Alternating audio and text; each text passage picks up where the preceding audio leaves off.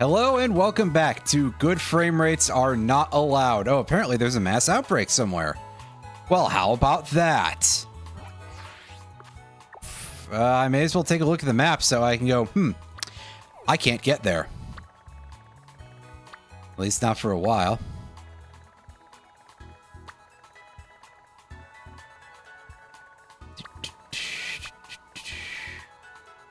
Oh, yeah, it's literally all the way over at Levincia. Oh, heck, how do I... There we go. I was like, that seems like the wrong side of the map. Oh, there's also an outbreak of fletchlings over here. You know, in case anybody is like, yeah, I'd really like to have another fletchling, which, I mean, to be fair... Fletchling is pretty alright by the standards of the basic birds.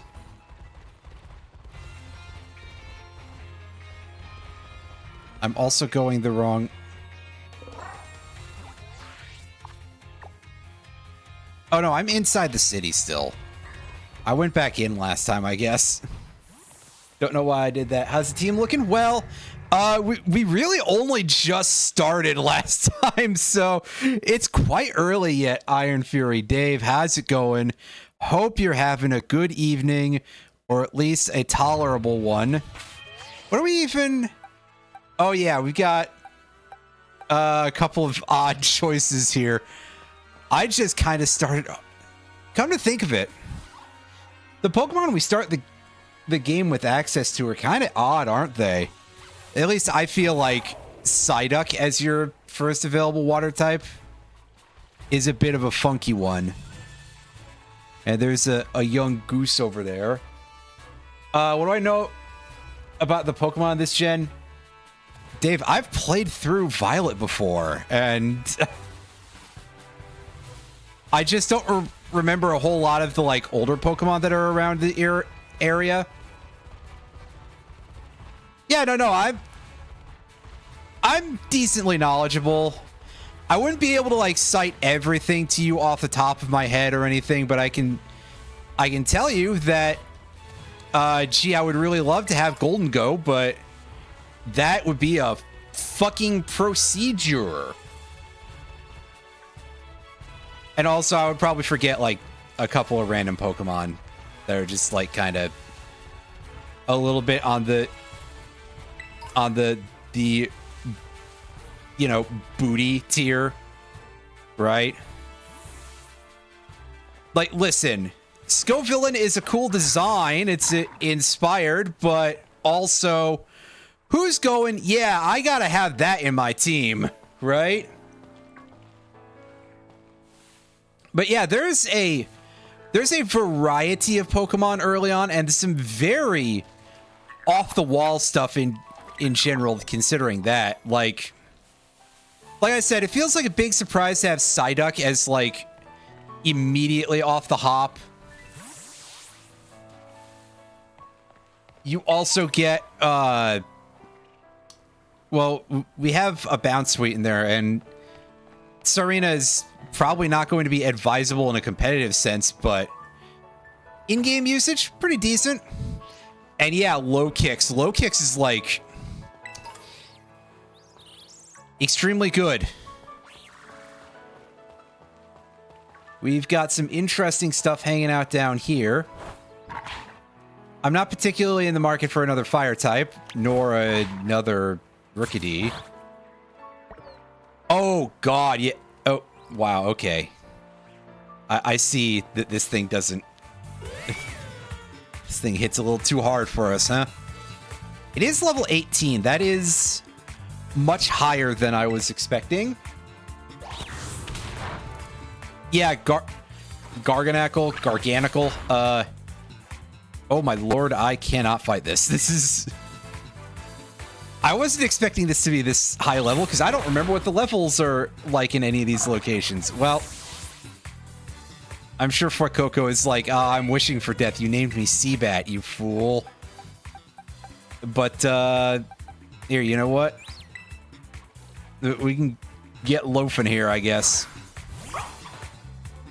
Alright, now Can you leave the battle this time? Yes. Okay, well, that's slightly embarrassing. We should probably go back up the ladder.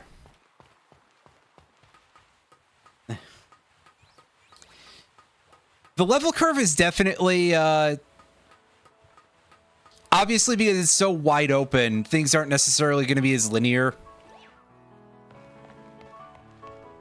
It is a little bit reminiscent in this way of how things are laid out in some MMORPGs a little bit.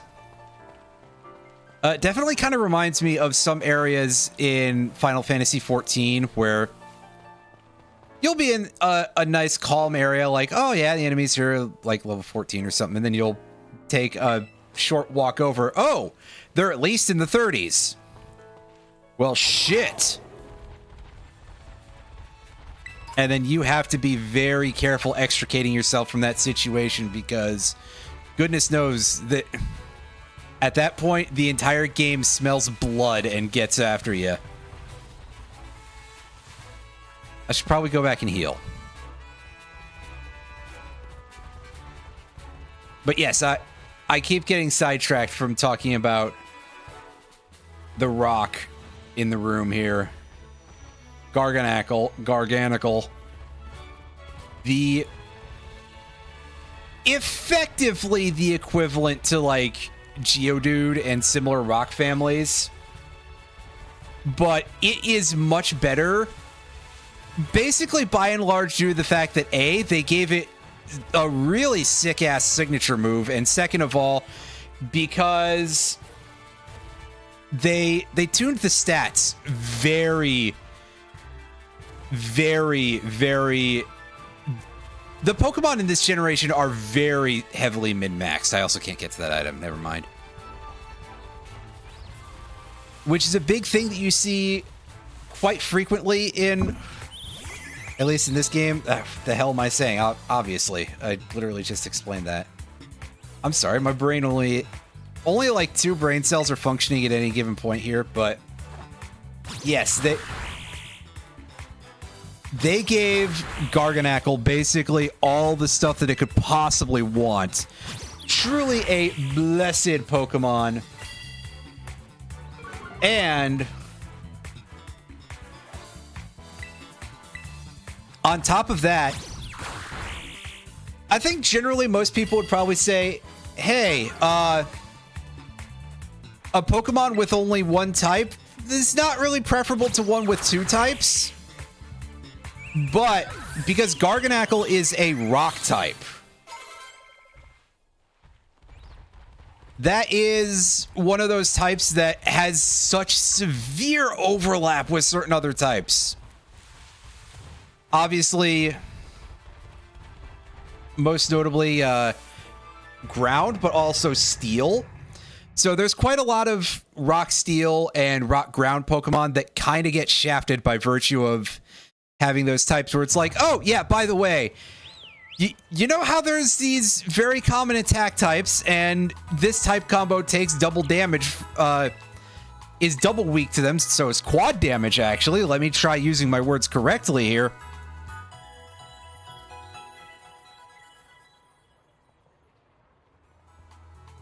So, as much as rock would occasionally seem like it's a pretty useful little, like, clutch defensive type, I mean, obviously that bit's a little bit outdated because the amount of people who are clamoring for using normal type moves, a little bit lower than it used to be, that's for sure. But, yeah, exactly, Lears. I mean... I see the jokes you're going for, but also legit, though.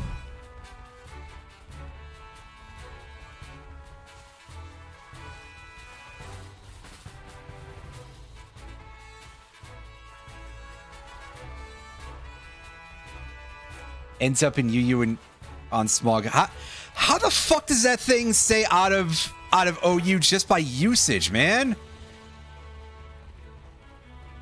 Like, seriously? Is the high level just going like, oh yeah, well, this is also the hyper offense gen, so...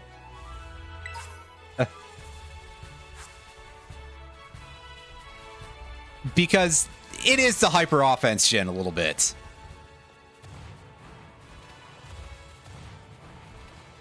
Once again, due to the fact that the min-maxing is out in force. And just seriously, what are they going to do for Gen 10 to top this? Are they going to have Pokemon that are like even more exactly tuned? Are we just going to look over there and we're going to see every Pokemon in Gen 10 has like perfect finger tight positioning of base stats? Well, Retro, I'm very specifically referring to like competitive balance because, you know, they're not going to make the new Pokemon suck.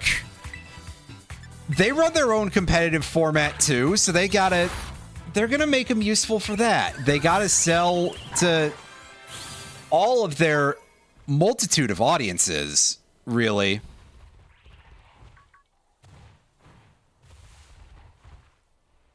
Oh, yeah, you're just a picnic table. I thought you were a trainer for a second, but nope, not yet. I remember I can't go for that item yet because I can't float yet. Maybe I can actually. Oh goodness, excuse me. Maybe I can actually get to it the regular way, but I'd have to jump better. So what I heard was that Megaganium is gaining an ability that basically lets it use its moves like it's always in Sun, if I recall. If I recall how that works. Which does kind of make me wonder what happens while it's raining and that's active. I do not recall what... Oh, right. I do recall the name of Mega Big Blue Guy. Oh my god, how did I forget Feraligator's name? Mega Feraligator, which is called like Dragon Eyes, I believe. So I don't know exactly what it does. I'm going to assume that it's like a pixelate galvanized thing, but it turns your moves dragon type. That's a little bit on paper very good, but probably a little bit on the double-edged sword area. Oh, and Mega Emboar just gets Mold Breaker, which, I mean, okay, but they could have done something way bigger with that. Especially, you go look over at what they did for Mega Meganium, and on some level, what they did for Mega Feraligator. And while Mold Breaker is nice, Emboar is still kind of getting the short end of the stick a little bit there.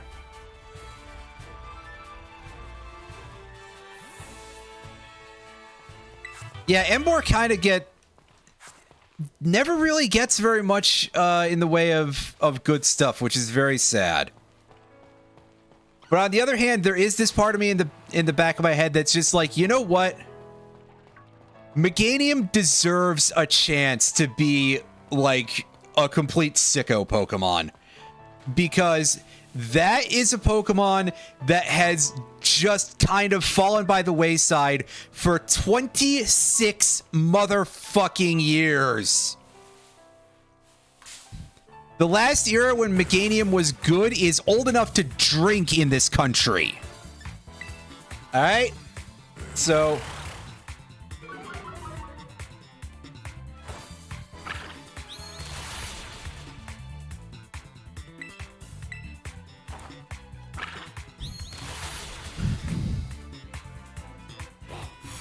yeah, Flareon gets nothing, and when it does get anything, it shows up way too late to be of any true value. Or Ace, for that matter. But,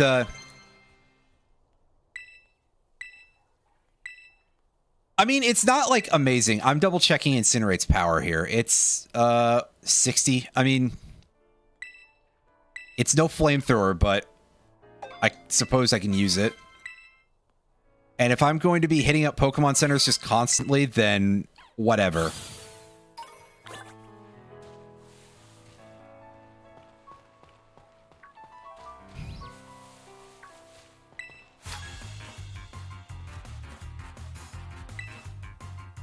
Unfortunately, I believe it was confirmed a while ago that Mega Delphox has Levitate. Which, I mean, that's not bad. Don't get me wrong. That is useful. It's just that if you're going to be playing this, I think it's a real kick in the teeth for all the people who play doubles, which again, that is the official format. Because they were just like, hey, yeah, probably a champion E-Force spammer, and then we just decided to get rid of the ability for it to actually take advantage of that.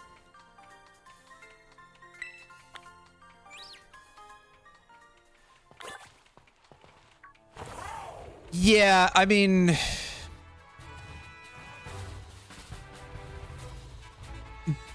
honestly, I think my opinion on Dragon Eyes probably is like, if it didn't have access to a hidden ability still, you know, if we were still back in those dark doldrums of Gen 5, I think really is, because it got Sheer Force in Gen 6, right?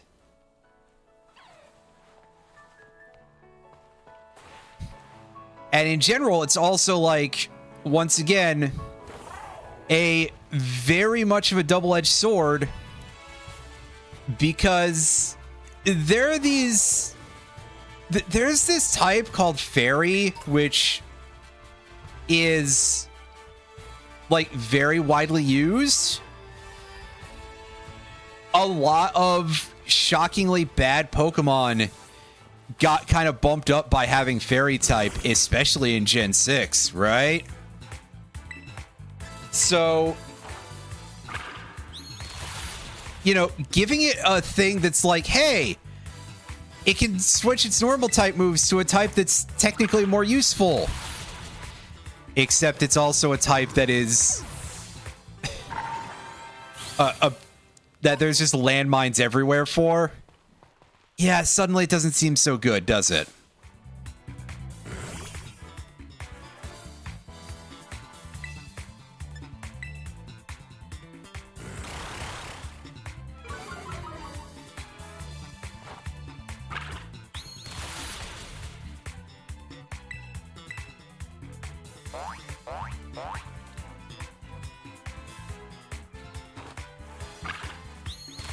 And I know that I'm saying that when there's... I'm trying to remember how many of the other type changers there are. There's... I think Aerolate, Pixelate, Refrigerate, and Galvanize are the other four, right? And it's just those four? And out of those, only one is a type... Well, Normalize also, yeah. You know, but Normalize is also, not only is that a really kind of crusty ability, it's also exclusive to one of the worst Pokemon ever. One that did almost kill me during Pokemon XD, but I digress. You know, let us never speak of that part of the playthrough again. But yeah, other than Normalize, which is there to just nerf an already incredibly underwhelming Pokemon, is Galvanize is the only one that there's a type that is immune to that attack type.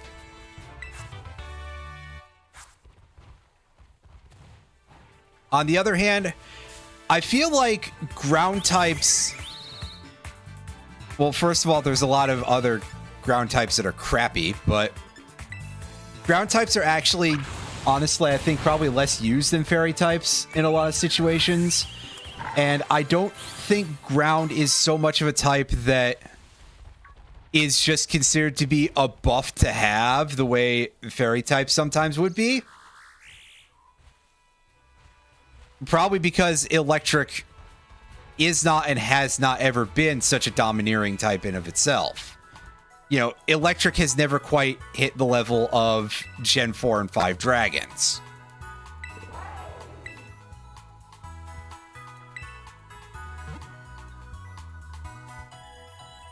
Again, this is very much a, well, that's my opinion kind of thing. So I could be talking completely out of pocket here.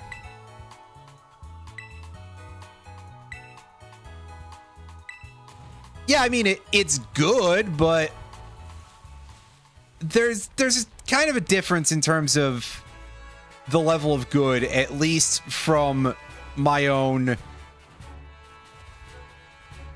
feelings.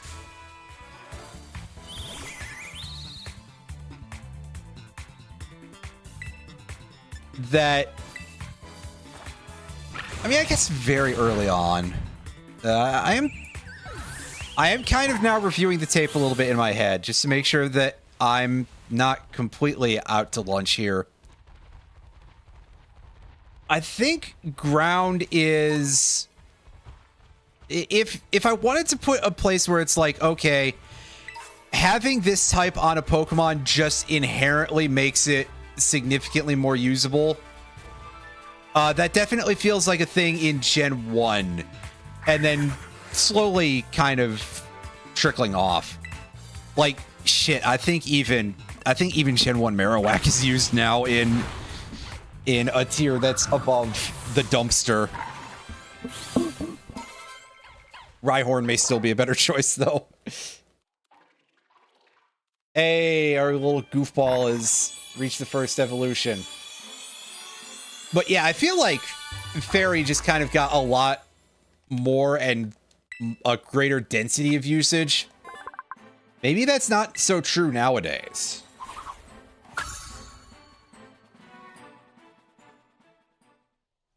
Yeah, I mean, I guess we probably shouldn't count Gen 1 for too much in a lot of that because, like, so much of the game changed after when Gen 2 came out, because Gen 1's mechanics were, well, yeah, we know what Gen 1's mechanics were. Weird. Okay, yeah, fair enough. I admit I actually don't remember a lot of stuff to do with Gen 3 competitive, which is probably a little bit odd because that is one of the more played ones, I believe. But anyway, let's. So yeah, Galvanize is probably the one that's a little bit. If there's any sort of comparative comparison there. Oh geez, do I have a? I do have Razor Leaf on Bound Sweet. So I guess Galvanize would probably be the closest to like Dragonize in terms of that, like, oh, that could be a bit of an issue actually. But be real with us, folks. When was the last time Galvanize was a thing that was actually on the radar competitively? Probably around when Gen 7 came out, I would hazard. Because I have a feeling that Alolan Geodude family didn't really end up being a big deal for very long. On account of the fact that Electric Rock is, well, Electric Rock is a bit of a problematic defensive typing, basically. Let's put it simply here. When half of the game can use Earthquake, not literally half of the game, but a lot of Pokemon can An Earthquake. That does present a bit of a problem for a Pokemon that takes huge damage from Earthquake.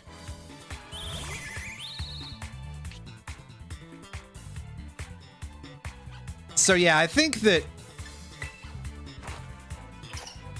Dragon Eyes is one of those things. It's like, oh, that sounds interesting at first, and then you start thinking about it, and you're like, that's not a great choice.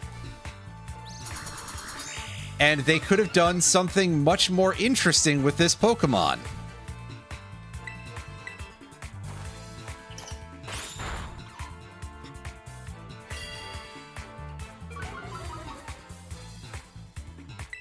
And, oh geez, I think I almost would rather just have Sheer Force again. Ouch. I mean, you wouldn't literally just rather have it have Sheer Force, because at that point, you then have to deal with the issue of differentiating between whether or not you should use that or just say, fuck it, we're not using Mega Feraligatr. We're just going to strap the Life Orb on and just keep using regular Feraligatr with Sheer Force. Yeah, that's what I'm saying, is that, like, you then have to do something with it to actually make it desirable. Which I don't think they'd be able to do. So ultimately, it's just like, when I'm saying that that would be a preferable choice, that is, the bar is in hell. And they still failed to clear it.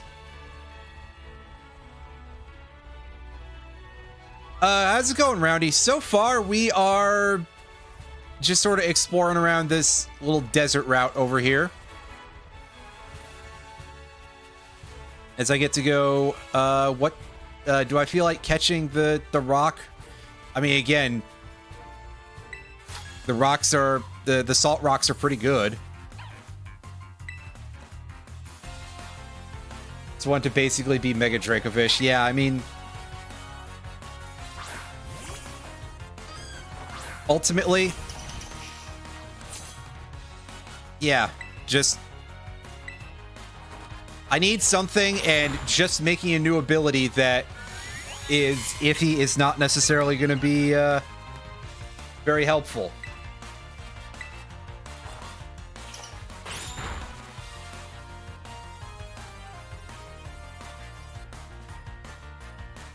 And for that matter,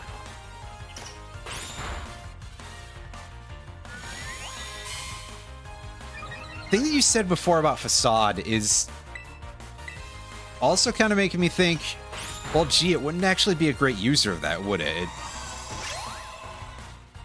I mean, it'd be all right at it, but there is also the issue of like, oh, well, it can't Flame Orb as a Mega.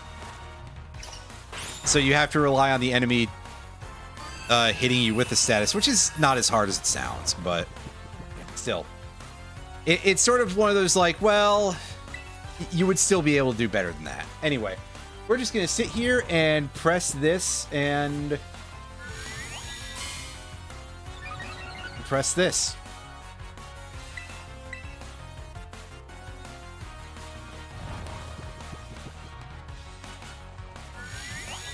I mean, I guess Dragon-type Body Slam is okay, but it's, again, it's like, but the level of potential is pretty high. I hope they're doing something interesting with this, is all I can say. Maybe we'll find out in the actual Gen 10 games. I don't know.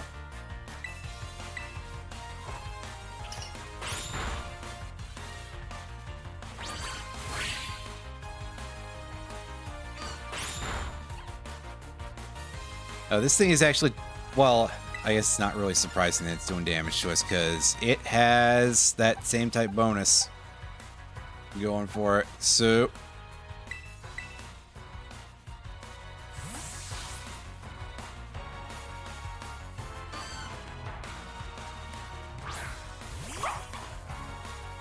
I love Clodsire, but I don't know if I'm going to use it. Give it extreme speed. That'd be just interesting in general for it. I mean, hey, giving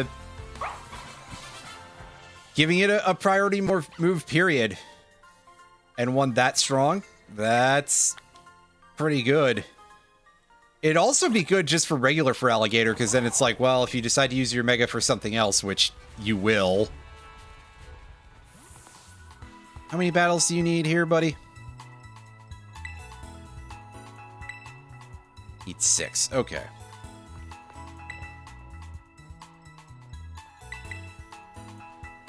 I'm just kind of curious about what the other Megas are going to be like now. I think we're kind of... I think the current suggestion is that Mega Starmie is going to be using huge power based on how stats are handled in the Legends games.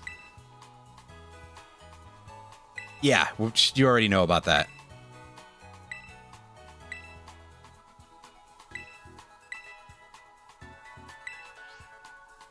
Oh yeah, look for the big cloth somewhere on a cliff. Makes sense. Cloth cliff, you know. Which is, yeah,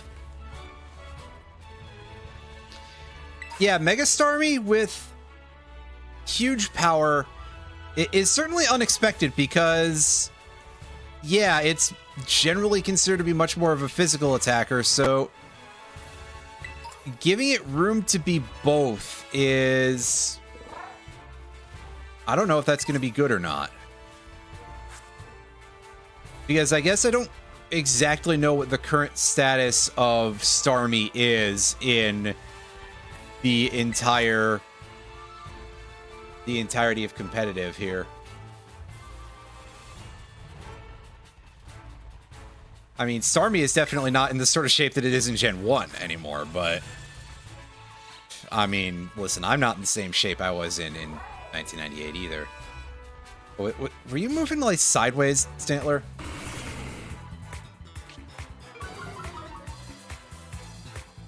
Oh, Mega Excadrill absolutely has the potential to be incredibly sick. I mean, classic Excadrill is kind of regarded as something of a monster, even at times still. So giving it the added bonus of Mega Stats by itself already to me feels like, yeah, that's going to be a bit monstrous.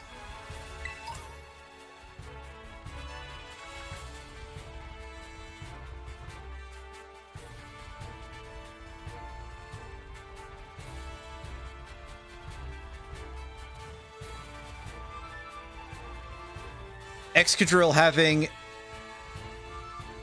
Well, now I'm just like, well, shit, what do they do with the ability? Anyway, what would be the possibility?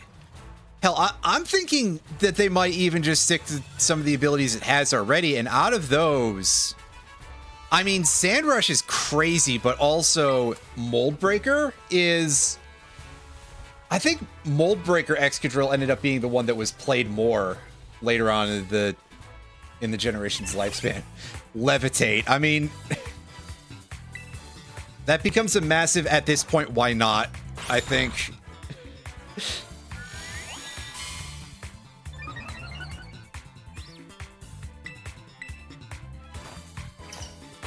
Fuck it, enjoy your heat proof. Except this time it actually does make you immune to fire.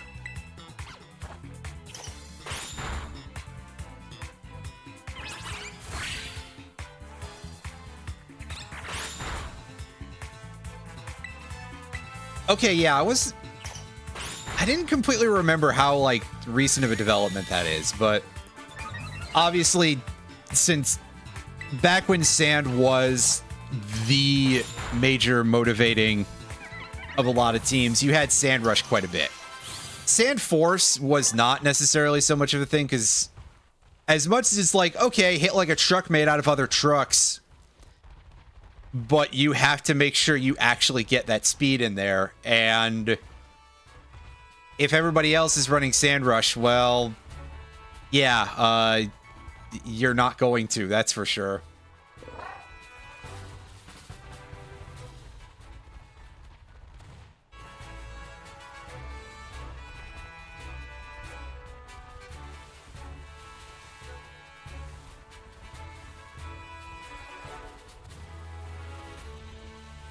So, I mean, that's just out of the abilities that it already has as Excadrill, though. They could give it something completely different as the Mega.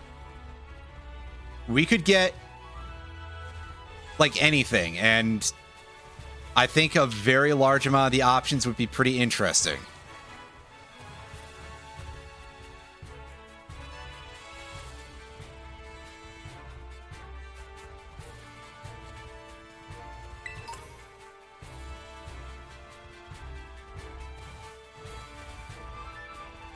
But I guess it does kind of just sit in the, well, we'll see category. Meganium, though, that thing is going to be sick. And the amount that I know about VGC is that Torkoal is currently pretty popular. So if that stays the course, I mean, there you go. You already have a partner for Meganium. Well, I guess you don't even need the sun, do you? But yeah, it's going to be something, all right. It's going to be a bastard. Right, yeah, sorry, my brain is backwards. And yeah, Pelipper is used in VGC, so again, I'm saying a lot of stuff about doubles more than singles because generally I'm pretty sure that Nintendo mostly well, pardon me, Game Freak. I think Game Freak mostly balances around the doubles metagame. Which is why it does always make me sad that there are so few double battles throughout your average regular Pokemon game.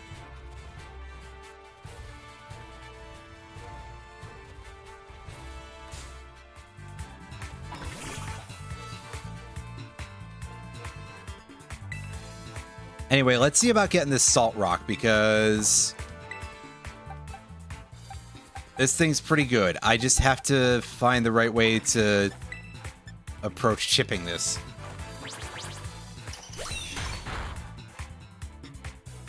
Unfortunately, that's actually too weak.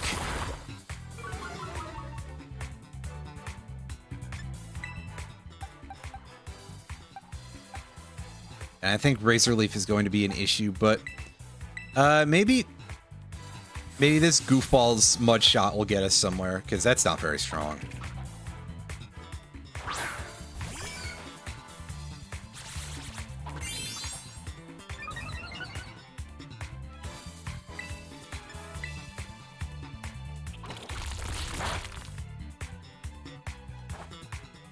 Oh god, yeah. And how high does that go for Synthesis? Is that like 2/3, or is it a full meter? A full meter?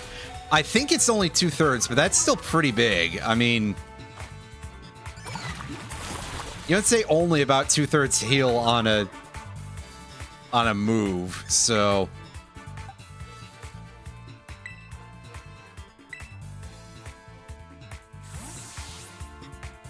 here, I think this thing just has ground moves, which is a strange choice for a pure rock type. So I'll throw my goofy little bird in to probably eat a rock throw out of nowhere, but 2/3. Okay. Yeah, which is definitely more than, well, more than pretty much any other recovery move outside of the times when they get their boost. Recover is only ever a flat 50%. Meanwhile, a couple of the others, well, Roost is like that too.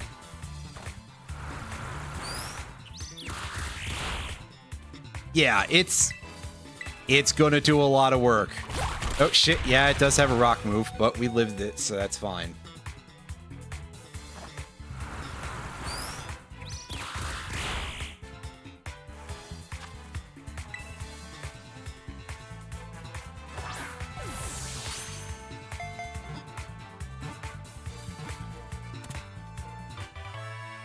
Like I said, I'm just glad that Meganium is getting a chance to be like really strong because, yeah. No toxic spikes for in-game. That's not really our bag here.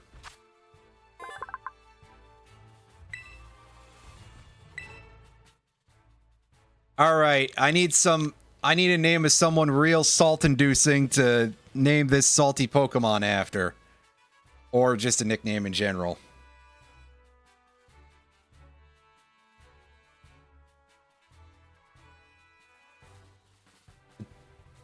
Wow, okay, Tav. Oh, okay. Big John. Lears, I don't think anybody's going to understand the whole story behind Big John and the salt there, but I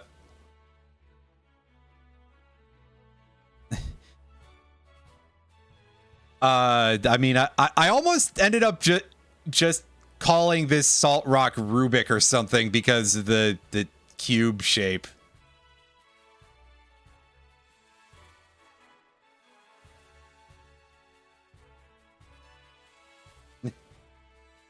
Yeah, couldn't remember that guy. I mean, to be fair, lick me.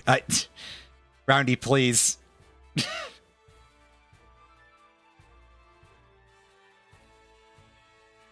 I don't know if he deserves chud until we see the rest of his behavior. Table salt. I mean, we're naming a Pokemon. Yeah, Roundy, please.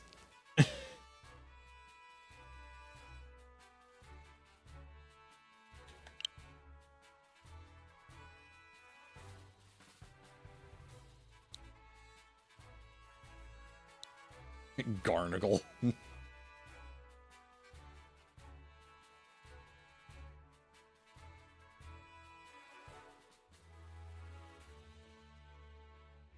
was something else I was saying before I got distracted here. Oh yeah, I was gonna say it's Slim Jim. I was gonna say something about Lears and talking about fucking Big John because mostly because I had something I was gonna say that was like apocalyptically rude, but maybe somebody would get a laugh out of it. So to clarify the whole story here for anybody who's like, what's the deal with Big John and Salt? So Big John, of course, streamer Big John. Does he still speedrun? I don't actually know if he like even does anything other than stream reruns at this point. And I'll fucking do it again, Tav. But so back in the day, this could have been like 10 years ago. It was a long fucking time that he was formerly a world record holder speedrunner for NES Open Tournament Golf, hereafter NES Open. And Bryce Ulf, who is a shared friend between me and Lears, started speedrunning the game, and he beat Big John's records pretty handily. And Big John was a little bit displeased by that, and he kind of, well, the description I was going to use was he was molding to an almost Drake-like level. Which also, you know, we're not carrying any other implications there. I'm just saying that Drake is a fucking whiner. But regardless, yeah, it was a special amount of like bad, basically, on his part. Yeah, it was, I wish someone would beat me, and then someone does beat him. Oh, and he started circulating this idea of Brian being a racist, or like also apparently trying to mess with God, did he assert that Brian like tried to fuck with his bank accounts or something? And he was saying a bunch of other shit about the community and everything. And it's like, man, ease off. Like,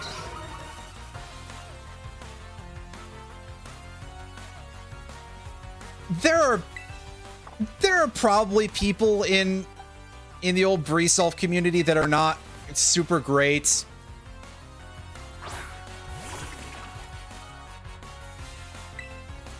You know, I don't keep tabs on every single person in every single group chat I've ever been anywhere near, but like, yeah, sure, there probably are some racists in his, and I say probably as if I don't know for sure. Fucking Yo Sniper has been there for, I think Yo Sniper still drops it. Oh. Yeah, Blears, the word viewers is an auto filter there to try to filter out spam bots. Anyway.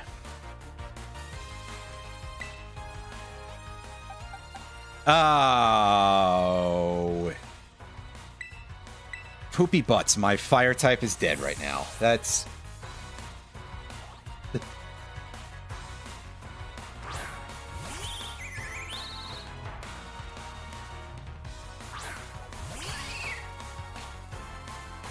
Yeah, exactly. It's like, I know the main dudes, and that wasn't really a thing.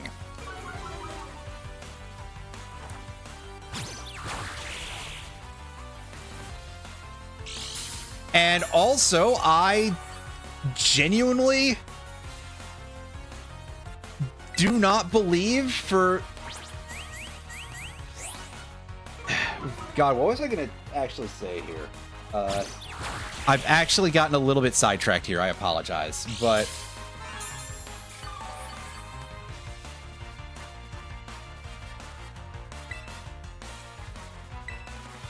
because this is actually, like, serious things now, but...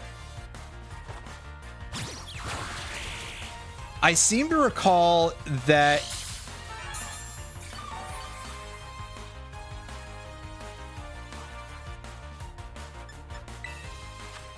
I'm going to be honest with you. I'm going to actually drop that part of things and see if I ever come back to it. And just now, I've forgotten entirely. That's not great. This isn't a great time to forget a thing.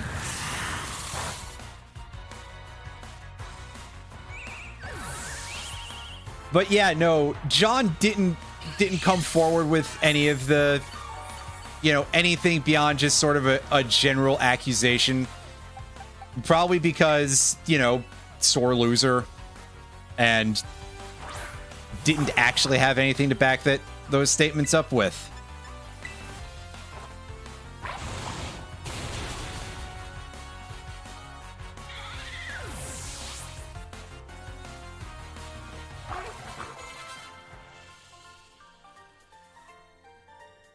Yeah, pretty much, Lurs. Anyway, this guy was actually a step up, which is pleasant on a level. Not super hard, and obviously we offset all of that by the fact that we have items coming out of our ears even at this part of the game. Yeah, we found far and away levels of stuff that we have not found in even in like Pokemon XD. I don't think we were as geared as that. I mean, granted, we don't have a Max Survive yet, but aside from that part. Anyway, yeah. No, I'm stumbling and fumbling over my words a little bit here, but yeah, you know, everyone has sides of themselves that aren't necessarily not necessarily the best, and you know, I guess at the end of this, all I can say is, well, sir, I hope that you became better over the years, and if there was a problem, I hope those people became better over the years too. Otherwise, fuck else do you expect me to say?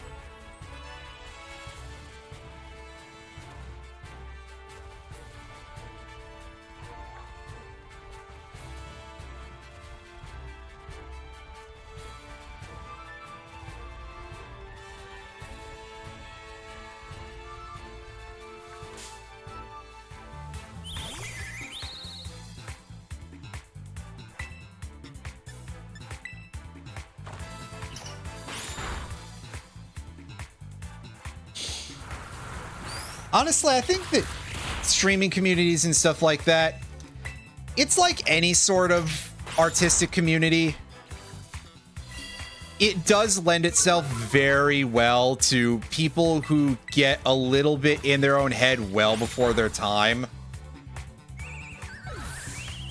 Of someone who gets to be just ever so slightly famous, and they just enter 100% into full-on prima donna mode. And all I have to say about that is, if I ever get famous, somebody needs to come around and make me fucking humble once in a while if I start turning into an asshole about it. Besides, I can be a huge asshole about that thing without having any viewers.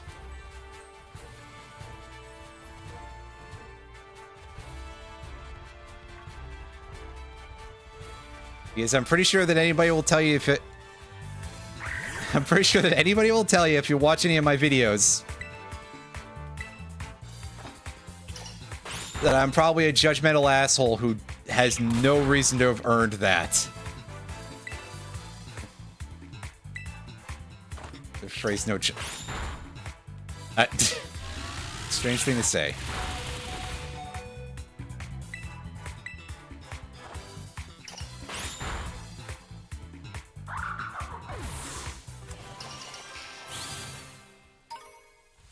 Like, I don't know, I think maybe on some level, sometimes one of the worst things you can come off as is being arrogant. Or at least just one of the least likable. And I just hope that I don't be perceived that way. I have complexes about that. And I couldn't tell you why I laser focus on it so hard. But it definitely feels like a thing that I think about way too much. Which means that I'm pretty much perfect for content creation because I'm already obsessed with metrics in a weird sense. A little bit indirectly, I suppose, but similar idea of like any of that. Oh, hey, there are just cloths wandering around out here. I think I knew they were, but I didn't remember.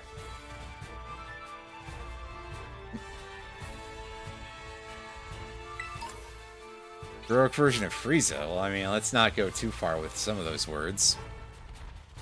Like, of? Who would possibly use that to describe... Oh.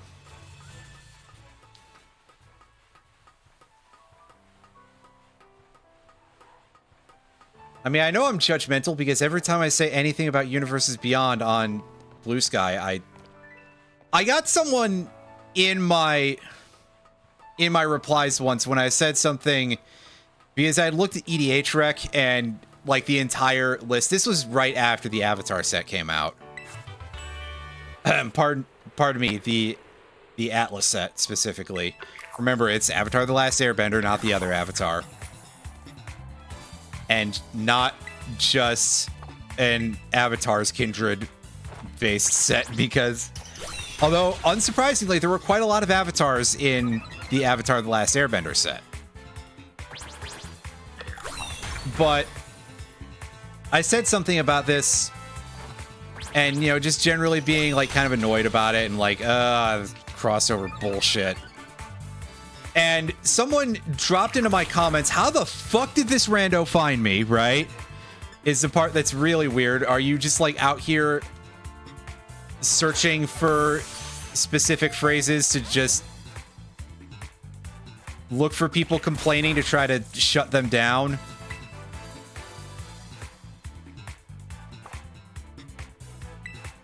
Okay, let me try to push my luck a little bit more here and see if...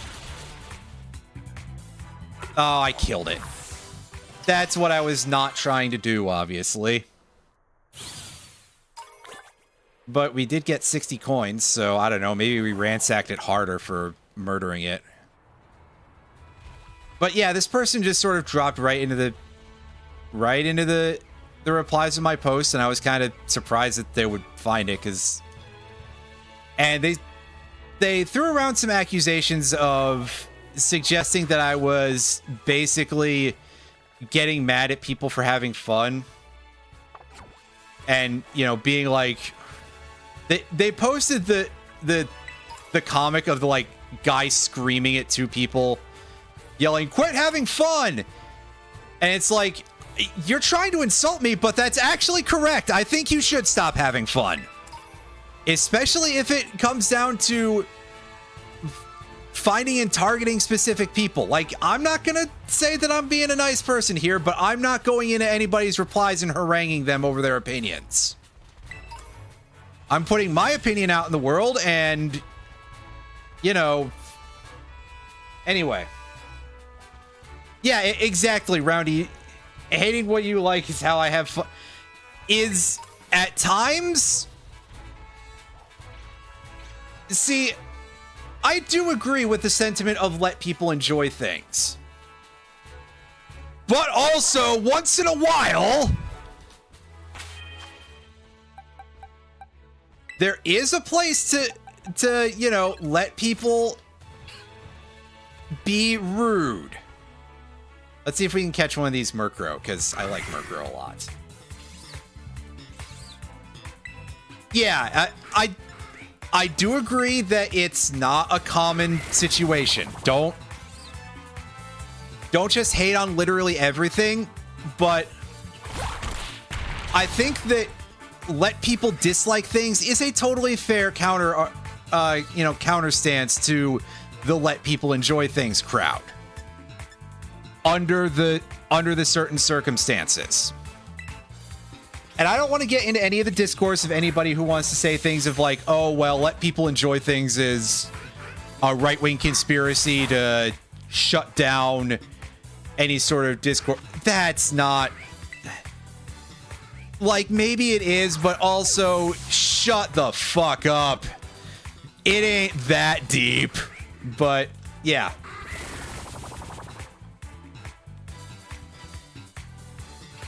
Anyway. That's at least enough hostility for the next 5 minutes. I'll save... Yeah, exactly. We gotta get him past let people criticize things first. But I probably should like try to shift gears slightly and save it up for Friday, because as I alluded to, I did download MTG Forge, so we're gonna be playing some adventure mode of that. Unfortunately, the most recent version, I immediately saw, oh yeah, this is updated for the Teenage Mutant Ninja Turtles set, which, I mean, obviously, I don't expect you to not update for any of that stuff, especially if it's going to be a thing that is for a fairly widespread audience. But it did just kind of give me the flashover of thinking about that again. And thinking about the proportion of universes beyond that's just like, hey, here's us not picking things that necessarily make sense for this, but instead banking on 90s nostalgia. And you know what I have to say about MTG banking on 90s nostalgia for revenue enhancement? What I have to say about it is, here's some 90s nostalgia that you can bank on. It's the link in chat. Just to clarify for... Oh, now I should probably explain the gag for people who watch this on YouTube. The link in chat is a link to a card from the Invasion set, which came out in... I think it actually came out in 2000, but it was a late 90s proposition in Magic. It's the Coalition Victory card. So... not only is it just like, oh yeah, by the way, remember your own source material? I'm also very specifically pointing to something that has major characters on it. Will this fucking bird get in the goddamn ball already?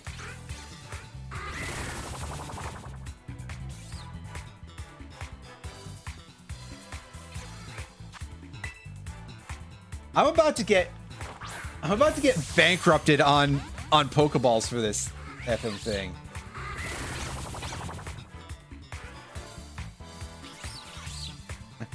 If it gets caught, name it Nebby. I mean, that's actually a good choice. I've played through Violet before, by the way.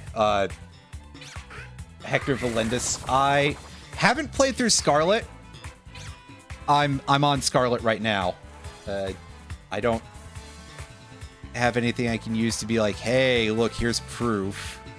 Oh no, there I do. Never mind. I was mounted up when I got into this fight, so I do actually. Oh Jesus, I can use that dust ball. I forgot I had that. Up here. Okay. Gotcha. Yeah. I don't remember, well, asterisk. I sort of remember when I played through the story last, which would have been about when these games originally. Oh. Now the game's mocking me, I think.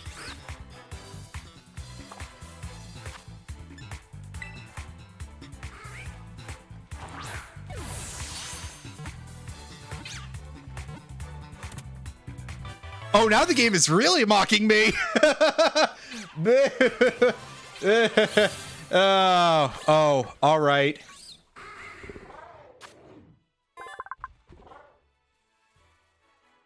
Uses the Dusk Ball, it instantly fails. Uses a regular Pokeball right afterwards. It succeeds. The game is just giving me the business here. Am I open for a trade? I don't even have Switch Online right now.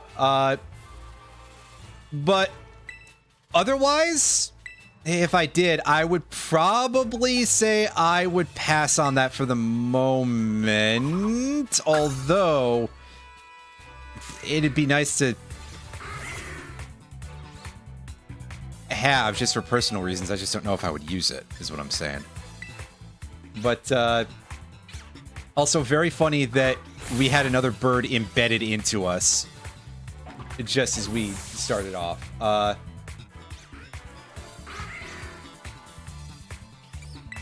I actually don't believe that is the case. I just never got around to adding them, and I always get really cagey about any of the like sound notifications because I always worry that that stuff seems really annoying. Also, excuse me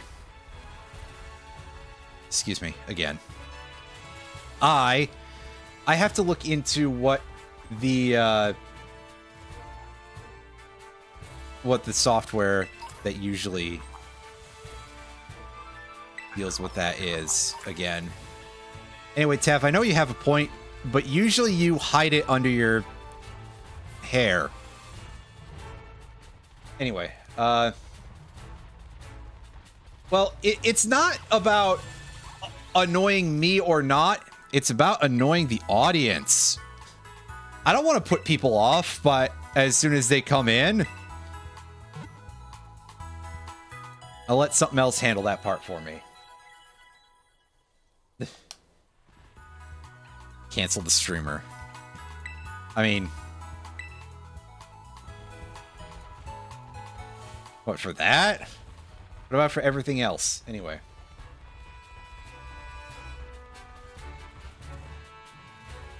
But yeah, Hisuian Zora and Zoroark, yes. Normal ghost types. They finally added that with Legends Arceus. Or Arceus, depending on the pronunciation that you go with. Depends on whether or not you have interacted with the franchise after House MD. Which is one of those very bizarre little bits of Pokemon trivia that I love to think about on random occasions. Here's another interesting piece of Pokemon trivia, which is that, do any of you remember the move Skydrop?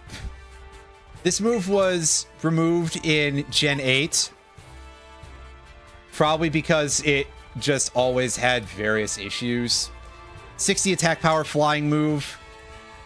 Picks up an opposing, well, let me correct that. It picks up a target Pokemon for the length of a turn, keeps them invincible while they're in the air, and then slams them down to the ground for damage afterwards.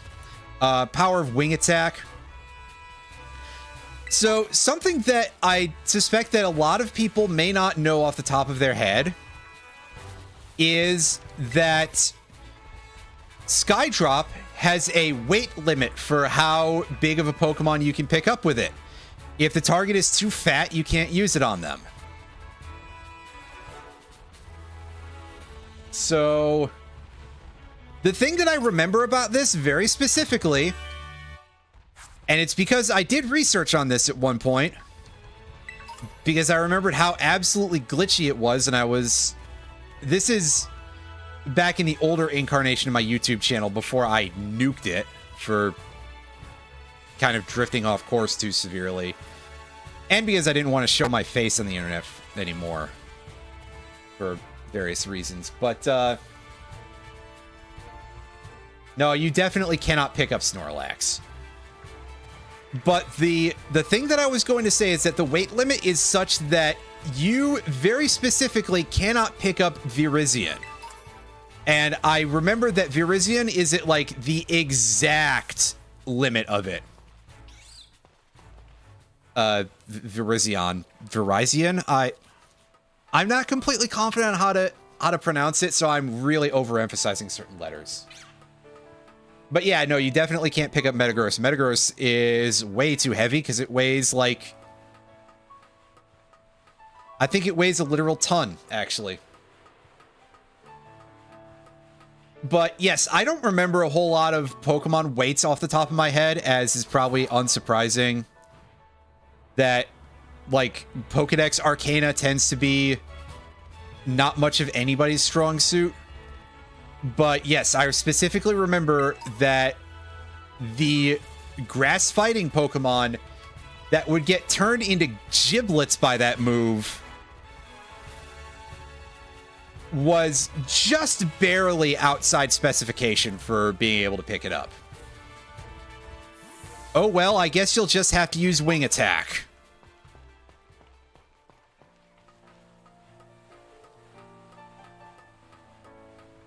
Mudsdale is twice as heavy as Snorlax, yes, because the reason for that is because for some reason, and Pokedex details have about as much connection to reality as write your own joke here, but strangely enough, Mudsdale's weight is roughly on par, very realistically, with an actual IRL Clydesdale draft horse. For some reason, they made that one, like, perfectly spot on.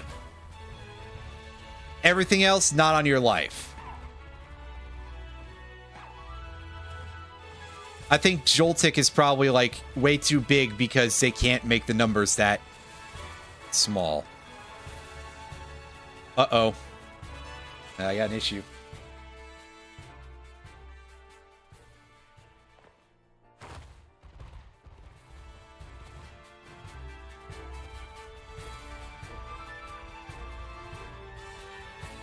Yeah, no, like I said, it was like basically the only one that they actually had a piece of detail that weirdly realistic for.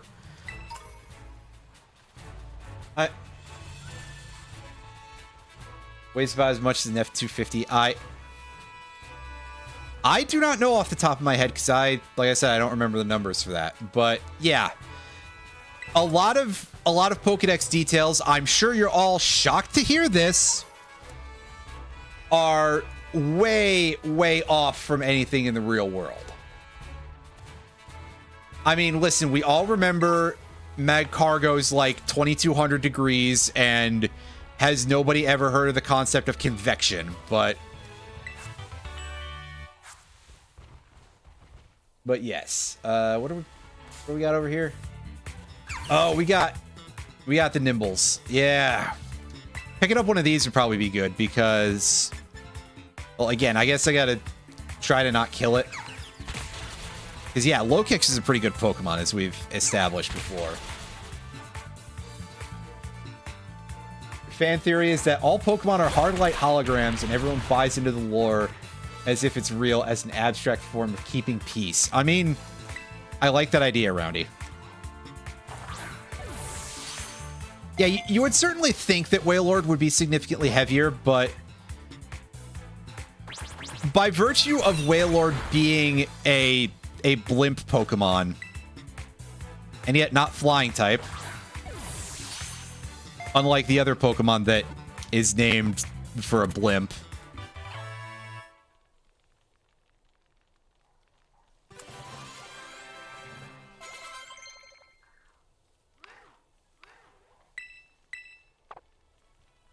Oh, whoops. I actually kind of wanted that, but I'll fix that in a minute. Anyway, so we caught a Nimble, which evolves into, as we said before, Low Kicks. Do any of you remember any, like, Kamen Rider characters or any other characters from, like, Sentai shows or anything offhand? Because that would fit with the overall design theme. And I'm going to be honest with you, I do not remember jack diddly shit about that type of programming. Johnny, I mean, that works. The Insectors were based on Kamen Rider. I don't remember any of the Insector monsters offhand, actually. Sweep the leg, Johnny. I like where you're going with that. Yeah, so basically the thing is that Wailord is very low density because it's a balloon, effectively. It's full of air. And I think there's a piece of Pokedex that suggests that it can, like, basically deflate itself to the size of a tennis ball to sink or something like that. Name it Wailord. Hey! Why are we still talking about Wailord? Tommy,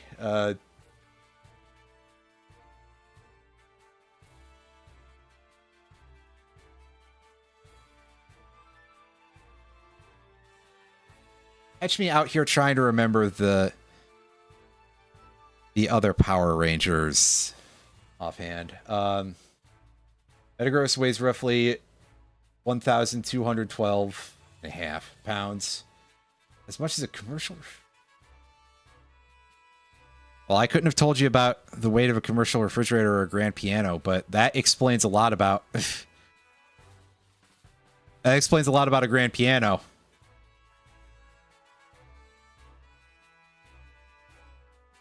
But yeah, over 1,000 pounds. So I was wrong when I said weighs literally a ton. So once again, oops, I'm not exactly the Steve Irwin of the Pokemon world or something here.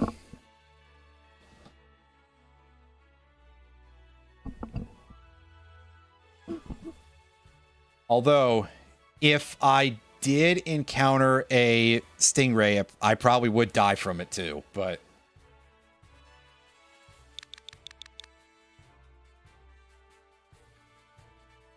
Irene, which ones were the girls? Because our Nimble is female, so I guess just to match that.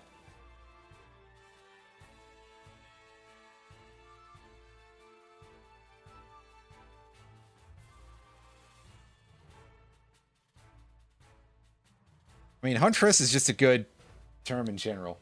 Yeah, Kimberly was... I'm trying to remember what the Yellow Ranger was from...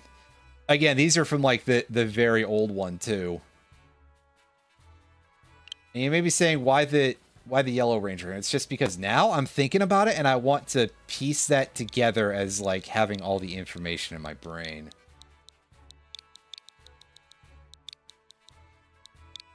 Because otherwise it will bother me for some period of time, and I don't know what that period of time will be. I'll find a place for you eventually. Strange bug. Oh, right. I can go and pick up an item. Neat. I forgot about that. Hooray! I can sell those for a little bit of money. Okay. Thank you for completing the circle on this one.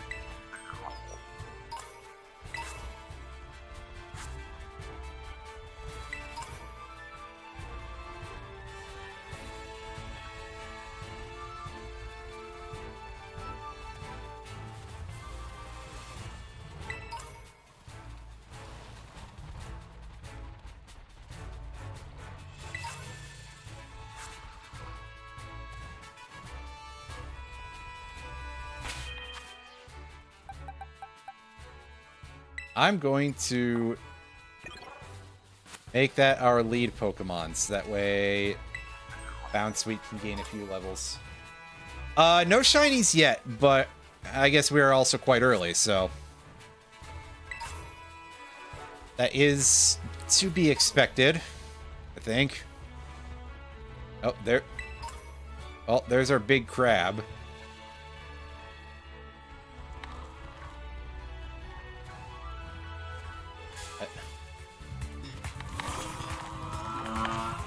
Nice.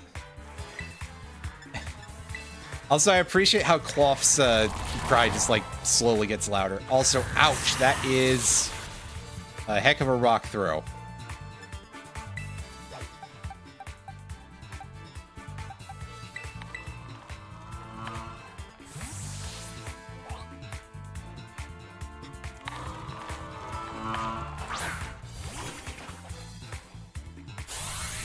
Yeah, the way that volume just sort of cranks up, it's like it's almost like it's getting a weird echo effect a little bit.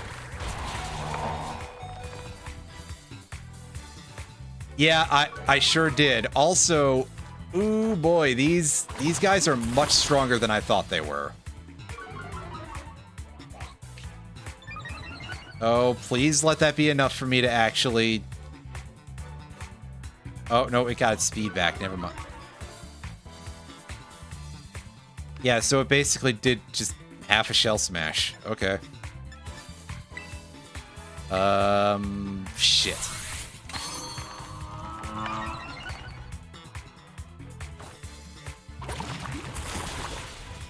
Okay, good. We beat it. I just wanted the experience. Sweet Scent, that's not really useful for me.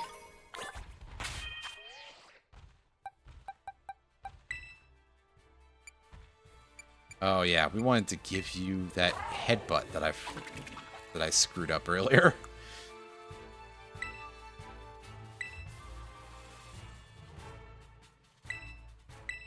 Yeah, I think. Yeah, wow, Rock Throw is just like noticeably worse than Smackdown.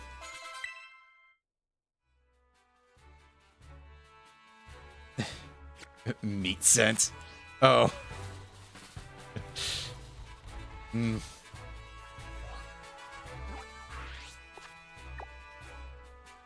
The council will keep that one under advisement, and probably go, well, that's not the weirdest thing that's got its way into a Pokemon game, so...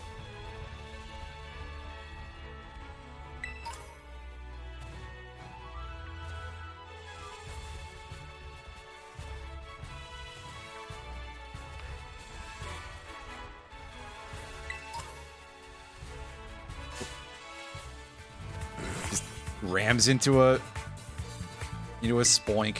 Oops. Wow.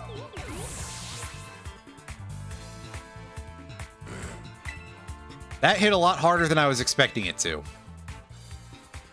I mean, I guess at least Side Beam is kind of a respectable move, but in the back of my head, I'm like, Spoink has special defense and that's it.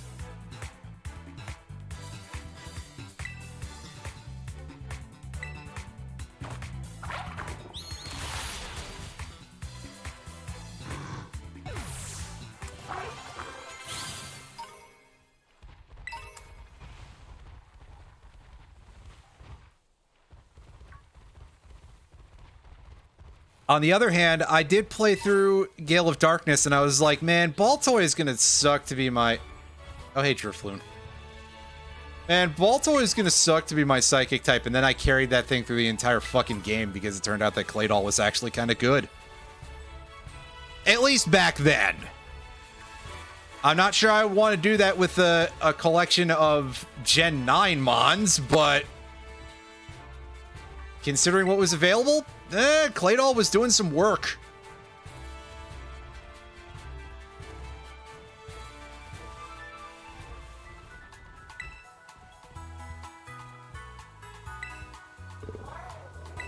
Oh, did they? I'm not surprised they did that. I just didn't know they had done that yet. Oh, boy. Yeah, Tag Tree Thicket. Oh, yeah, that's... So, let's talk about this game and how it performs for a couple of minutes. Or however long it takes me to get these sentences out. So, I've discussed this before a little bit about how the game performs and that it's not fantastic, to put it nicely. A thing that I think I've noticed is that the game performance got noticeably worse after they released the DLC. And I have no idea if I'm going to be subject to that on Scarlet because I don't have the DLC pass for Scarlet. I would presume so. But let me tell you that thinking about that does not excite me very much.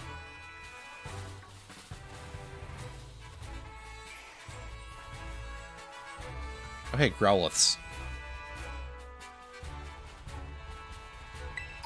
Got some more rocks.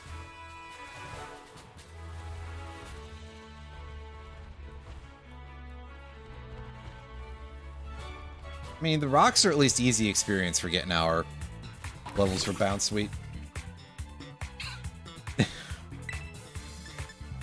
Ooh, piece of candy. Ooh, piece of candy. Yeah, On top of that, that's basically how I get with most of the items in this game. There's so many of them lying around, and I will go for all of them. Even if they're in really stupid positions. Vaporeon.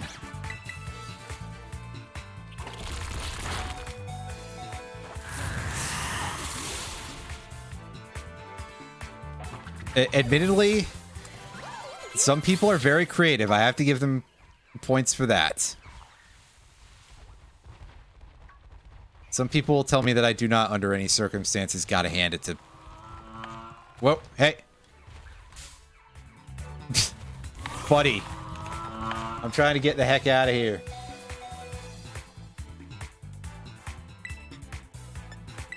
There were, I think, full-size plushes of some of the Eevee forms. Was there one for Vaporeon? I'm trying to remember. I'm pretty sure there was, because I remember people joking about that, but it could have just been like a theoretical object that people were joking about because of the obvious reasons. Oh, it's a Shuppet. I'm not that interested in Shuppet.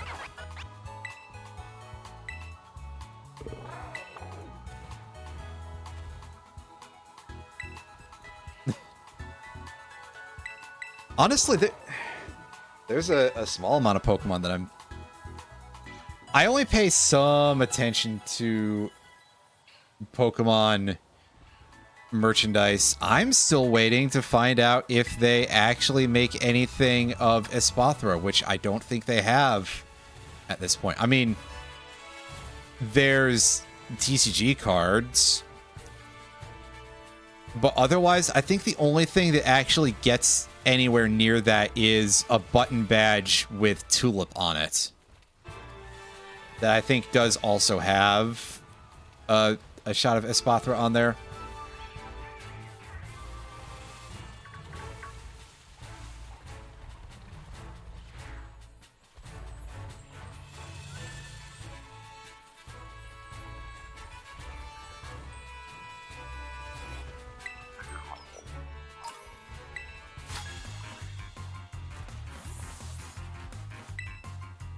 Hello, small child.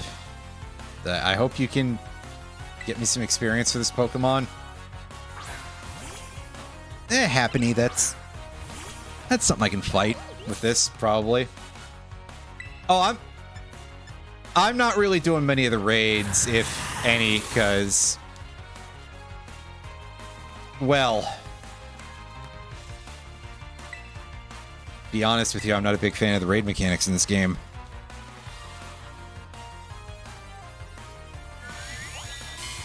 But also, oh yeah, the raids have some serious issues in terms of performance too.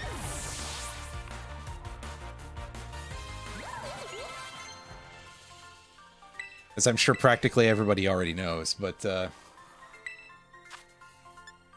oh gee, not just that. It's but yeah, Martin Solrock, I remember that thing. Funny jokes that you've got there, Game Freak.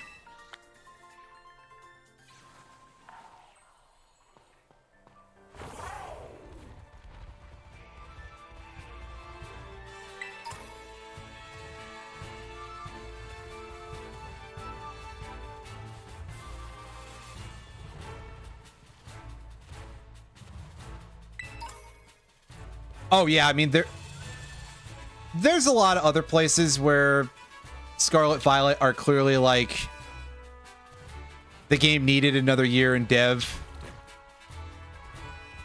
But the raids I find are the place where it's just the roughest.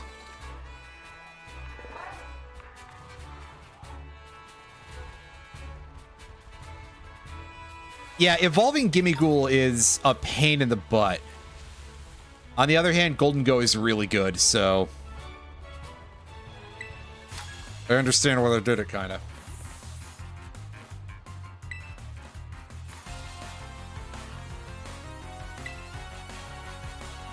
And by that, I mean, I don't know that that should be a real balancing factor, but also, I guess game balance in general is kind of weird. And also, they probably still overdid it a little bit.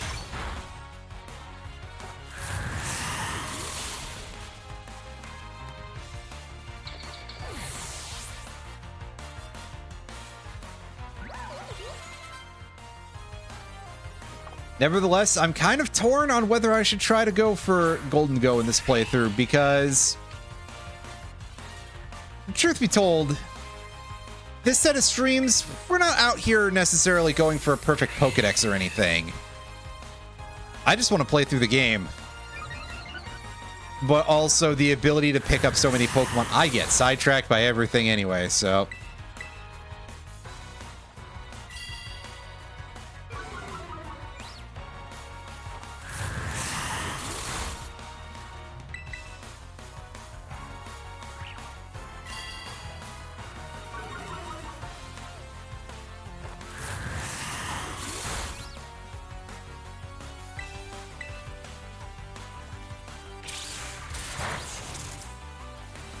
Ah, yes. Good of you to spend time lowering my physical defense to do that, buddy.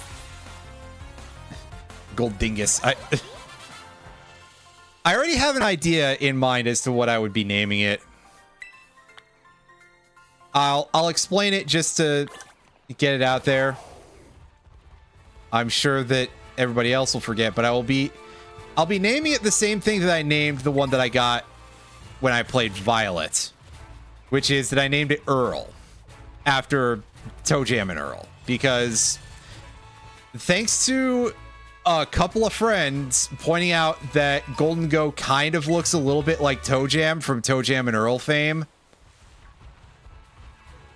I decided to do that. It's, you know, it's kind of a joke, you know, it's a little bit of the Alanis Morissette word, right? Because I'm naming it after the wrong one.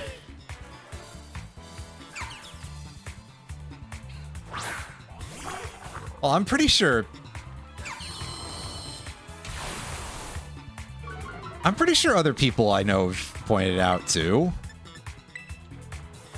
Which is a shock to me that more than one person remembers that. I mean, maybe that's a bit of a stretch, but still.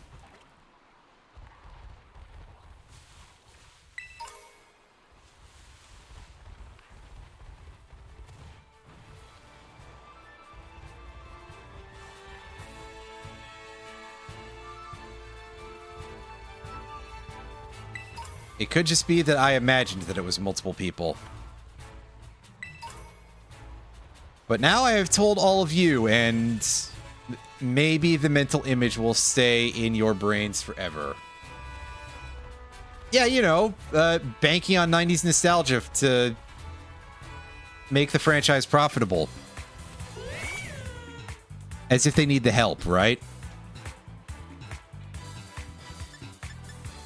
Also, wow, I literally just walked into another, like, very high-level Litleo.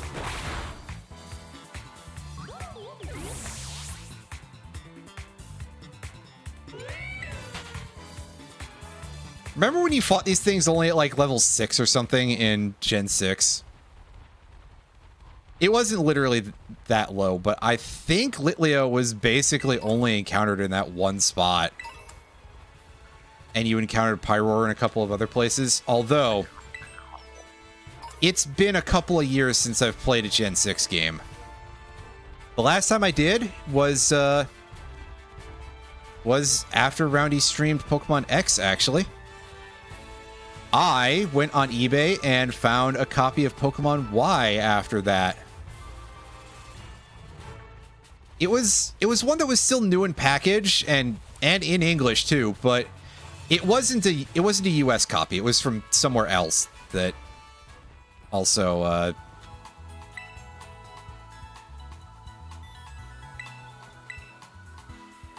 yeah. It was a not short length of time, that's for sure. So yeah, the Magic Card camera frame, that was fun. That would be great, and especially, again, if ever we're able to get together a group to do Magic stuff, well, I guess that would depend if you stream, too, and then... I'm not picking up a webcam, though. For anybody who's like, oh, yeah, we would all be camera streaming.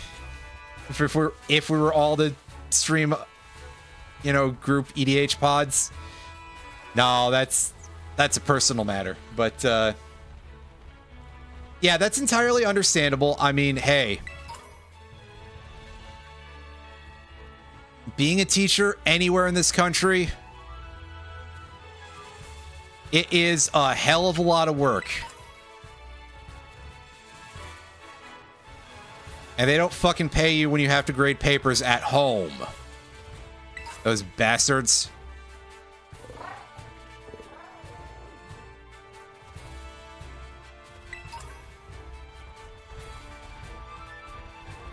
Anyway, let's watch out for that thing. I don't want to fight that right now. So I assume it actually has a fire type move.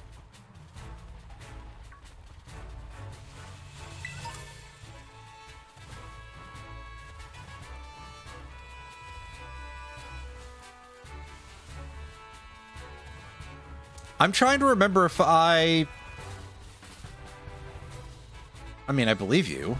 I just am, like, trying to piece that together in my head, because... Yeah, there was one that was, like, overlooking a cliff, basically. Right? I just... don't know if I've seen that myself. I've definitely heard people mention it, though.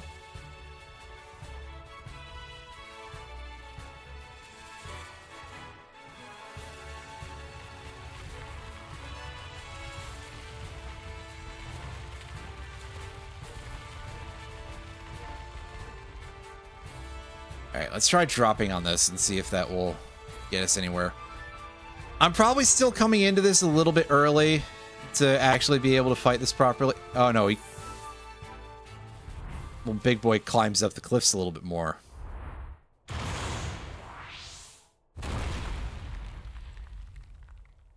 Only a little bit.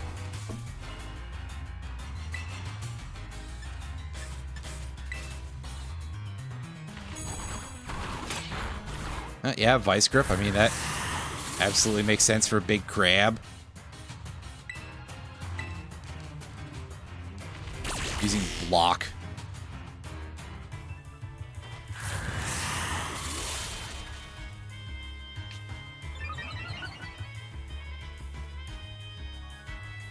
Ooh, Anger Shell. This could be a little bit nasty, but this is just like, hey, it's the second phase of the fight kind of thing, right?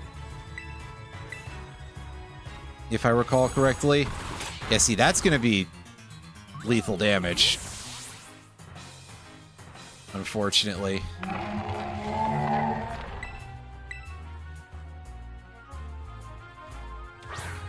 So, no extra experience for our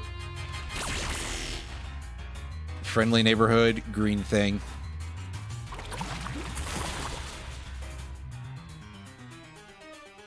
Yeah, I am just a little bit under-leveled here, really, is the deal.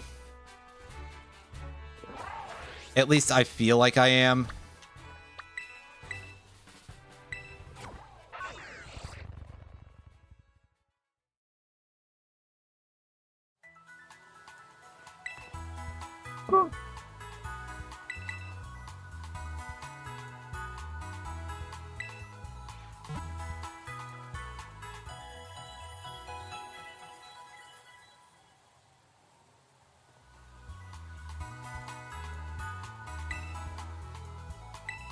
I don't recall having difficulty with these fights when I played through.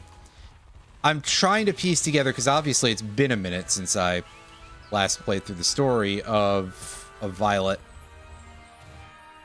But yeah, these are pretty easy, if I recall correctly. I definitely don't... I think the cloth one was actually one of the last goal points that I fought entirely in this. Story in the DLC, I wasn't a huge fan of it, but it had its moments.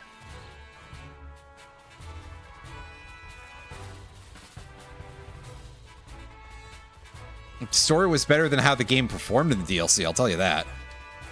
Because, ooh boy, especially the mini game that they had in the Teal Mask. Ooh, yeah, that's... Saying that functioned might have been a bit of a stretch.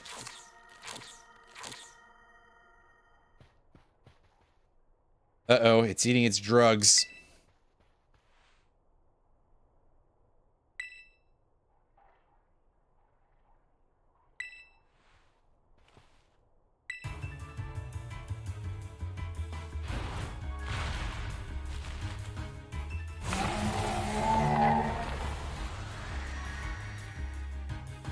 Does it get like a totem buff, or is it just the same fight again?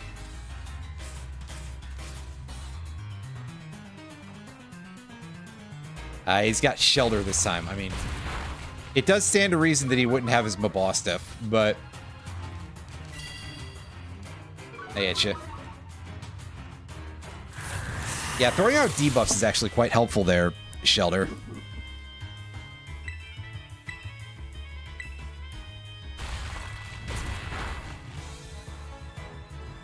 Ouch. I mean, going for a water move after this would probably be... Shit. Handy. I'll just use the super potion. I mean, I could switch, but it does seem to be enjoying spamming that rock smash. So switching over to my other Pokemon that would be useful for this fight might be a poor choice. Water gun. That helps. Chipping down its HP any. It's at half defense now, Cloth. So we should be able to do some pretty good work with Razor Leaf. Not as much as I'd like. As we hit the anger point again. Yeah, so this is just when it hits 50% HP, right? I don't recall the exact...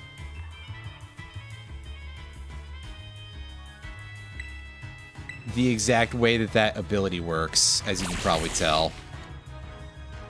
So it's sort of like a stance change.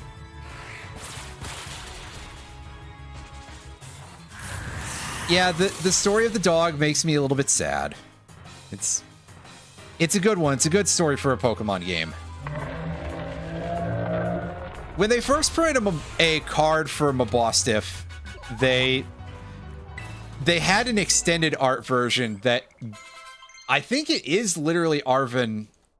I would have to go double check it again. One sec. I can do that,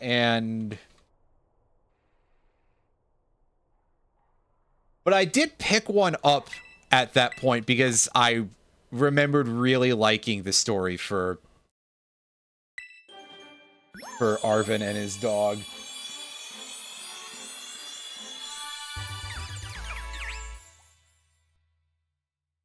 I also may have goofed and forgotten to give Diglett Bulldoze because I was pressing B instead of A. The reason for that is that I'm a little bit mixed up with several of the... Okay, yeah, it is definitely like Arven. That's Arven in the background. Pretty sure.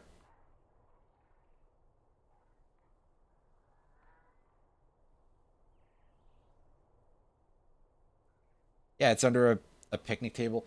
Yeah, I can always go relearn the move. It's just also like, man, I'm really... I'm forgetting what these controls are because, well, you know, this very basic controller layout, but also the buttons are shifted around between various consoles. So, since I've been playing some stuff on PlayStation recently, the X button is all the way down at the bottom, and that's usually what you're doing for your inputs and, you know, to advance things. And especially since I'm playing English language games on that. If I was playing Japanese language, the circle button, which would be over on the right side of the four-way buttons there.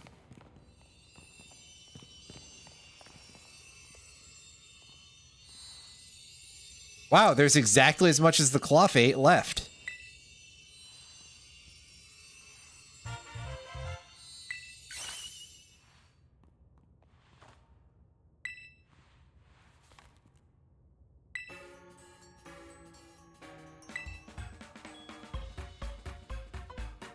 Oh, and the doofy sandwich making music starts up.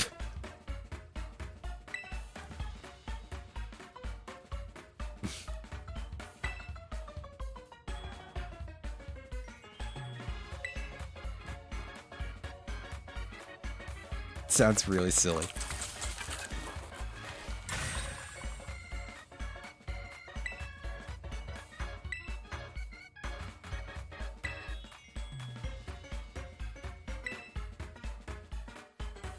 What's it made out of? Oh, I guess it is made out of actual badge material. In the back of my head, I'm like, I hope he's giving me something made out of cardboard.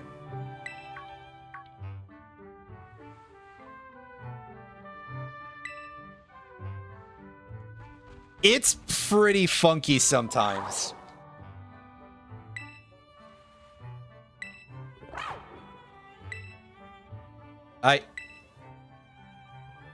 Can't we split it? Here, let me encourage my ill-behaved dog child. Besides, those things might not be healthy for a human.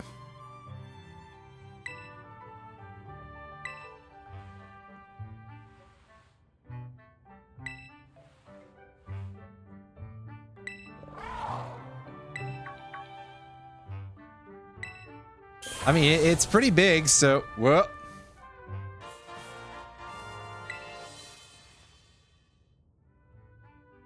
That's a good question, Mega Man. The narration said that it gets an ability, so... Yes, actually.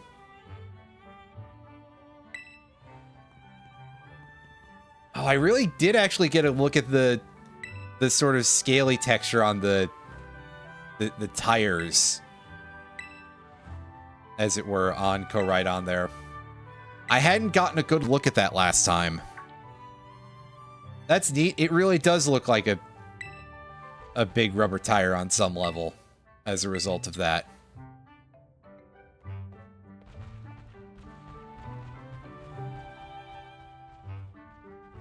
Look, sometimes their texture choices for the Pokemon don't exactly, I feel, always line up. It's always going to bother me a little bit about how, like, plasticky Cacturne tends to look. Unless they changed it, or unless I was just blind at the time. But it always looked a little bit too smooth for just being, like, a cactus. So I guess whenever we get to see that, I'll point at that and laugh.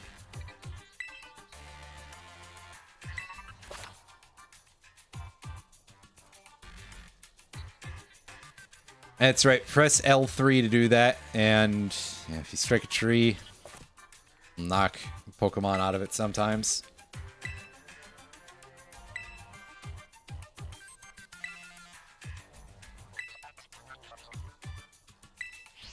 I only really did as much with the sandwich making as I was ever required, which is very rarely, and for a very small amount extra to try to capture some shiny Pokemon with them, which I don't think ever actually got me anywhere. I think ultimately I got the same or better results by either just picking at outbreaks the regular way or during the, like, special Pokemon Day events. God, I did get a shiny Porygon, right? I'm not asking any of you. I don't know why any of you would remember, but... or know offhand. But I do enjoy Porygon quite a bit, so... that's sort of in the back of my head of like, oh, well... it would be really good if I actually remembered to do that. Anyway, hooray! We got our first badge out of 18.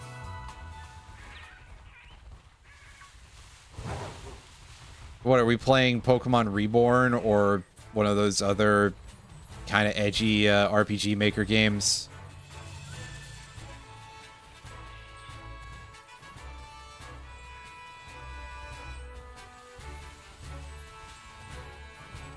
I definitely remember one of the shinies that I got from one of the Pokemon Day outbreaks, which was a shiny Poliwag. And the reason why I remember it is because I sent out my Pokemon to just go fight some of the Poliwags. I didn't remember what shiny color Poliwag was. And eventually it was like, well, okay, this isn't going very... the let's go mode thing is not necessarily the best behaved. Let's just go fight a couple of these the regular way. And I bump into a Poliwag. I didn't even notice the thing. I didn't notice the shiny sparkles. And I caught it anyway, because it's like, well, I do need that for my Pokedex. And then I find out later when I'm digging through my boxes, holy shit, that thing is shiny. Because, let me tell you, regardless of what color it is in the sprite-based games, the texture in this game is basically identical to a regular one. Gen 9 Poliwag is like... Gen 9 Shiny Poliwag is the Gen 4 Shiny Garchomp, right? And I suspect that there are only two reactions to that sort of response. One of them is to go, what? And the other one is to just straight up turn into that Thomas Lee painting, right? The one that's become the meme about PTSD and war flashbacks. Because, oh boy, that was a choice on the part of several people, apparently. And at no point did anybody look over and go, hey, this is a bad idea.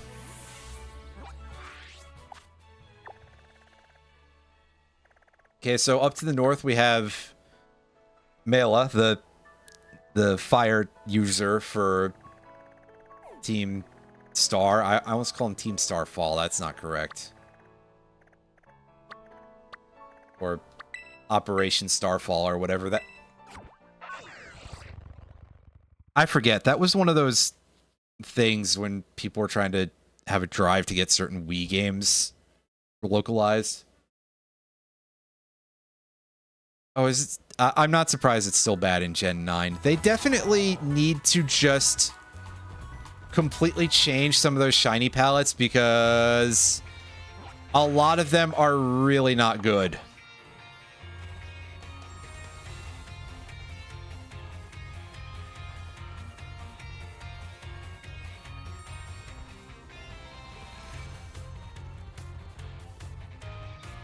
And I'm not going to drop the hammer on the various horrible vomit green shinies, which I don't like, but I know some people apparently are like, there are people who collect them, probably because of irony. But there's definitely a couple where it's like, okay, you almost changed the color and that's it.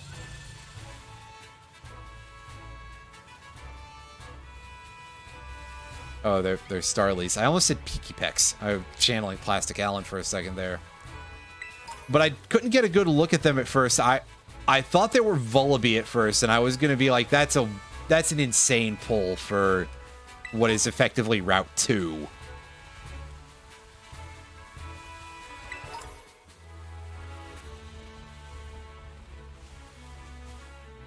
They're in the exact shape of the actual Cassiopeia constellation. I did not know that.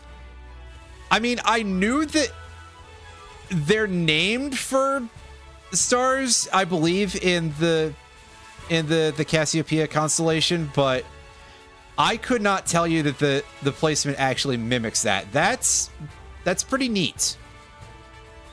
Again, a lot of attention to detail goes into a lot of the design in this game. There's a lot to like about this game. It's just that, unfortunately, sometimes it behaves like this, and that doesn't really do good things for its reputation. Also, just in general, I prefer the 2D games and their style in general, but I digress. Pickle Dragon. An incredible phrase that we have arrived at as humanity. Oh, right. It's the cranky Scyther. It's out here being like that one Onyx in the wild area in Gen 8. That one that everybody was kind of freaking out about a little bit.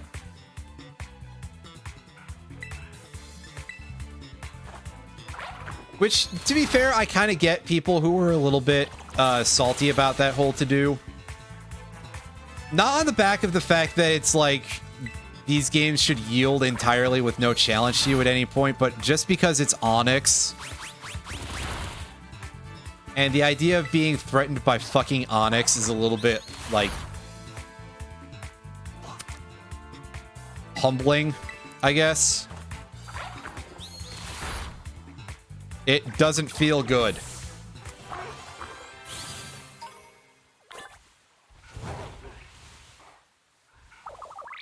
Wow, good job missing that tree somehow.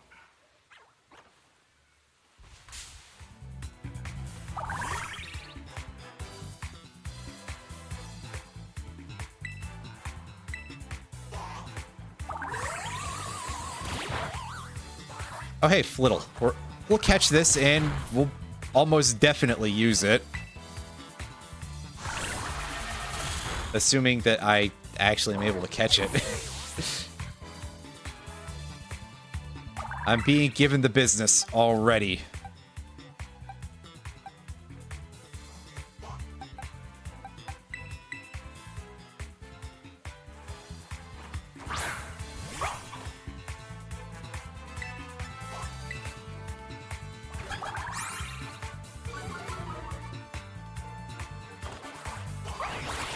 Fido is a really good design too.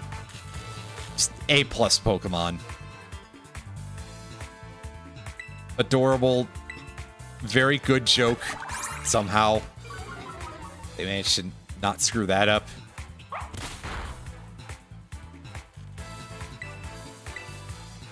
Yeah, Hydreigon has the same... I think it uses the same green as the infamous green. It's just that it is offset a little bit because of the various detail colors. Actually, let me look this up.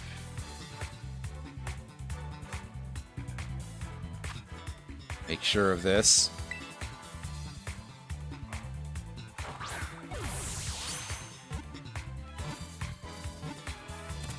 Yeah, basically just turns to blue parts, that green color.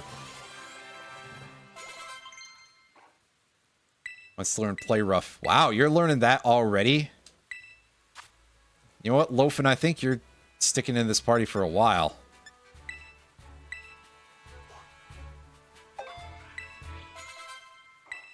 At least until we eventually decide, you know what? I like this Pokemon, but it's only going so far. Yep. I've got a name for you. And if I haven't made my requisite magic reference yet, well, I'm about to.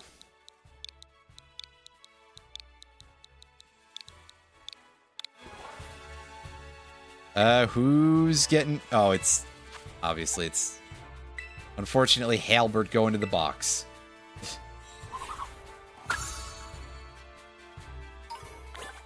The ghastly... mostly the higher evolutions of those, yes.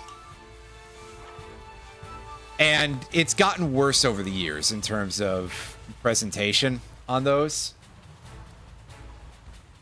A custom card of the Tick. Nice. I'll take a look at that because, well, I always read everything in the Discord. Even if I don't have nothing to say, well, that happens quite frequently. Anyway, we can bail from this fight, which apparently we can't. Never mind. I just wanted the item. I want to go and heal.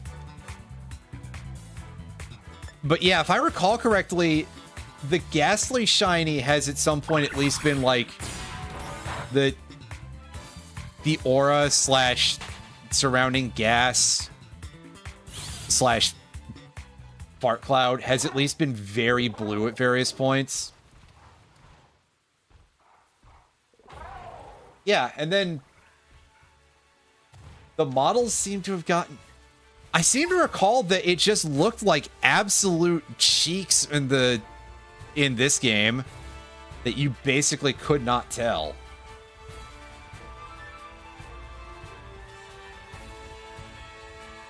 But yeah, Haunter and Gengar do not have great shiny palettes, and they never have. Ghastly has been alright for a while. It's just that... How likely are you to stick it at that level and just be like, yeah, I've got Ghastly, I'm just gonna not evolve it. Like, what? Are you training for Little Cup? Where it might actually be banned?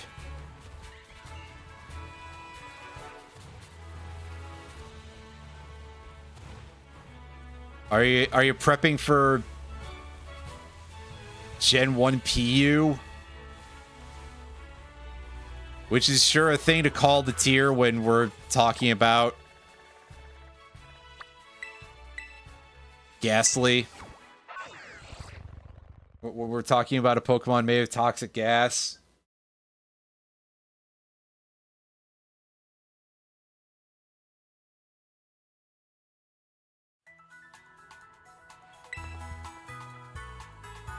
I don't think Ghastly is a literal fart cloud, but I mean, it is a cloud of toxic gas, and the jokes do write themselves a little bit.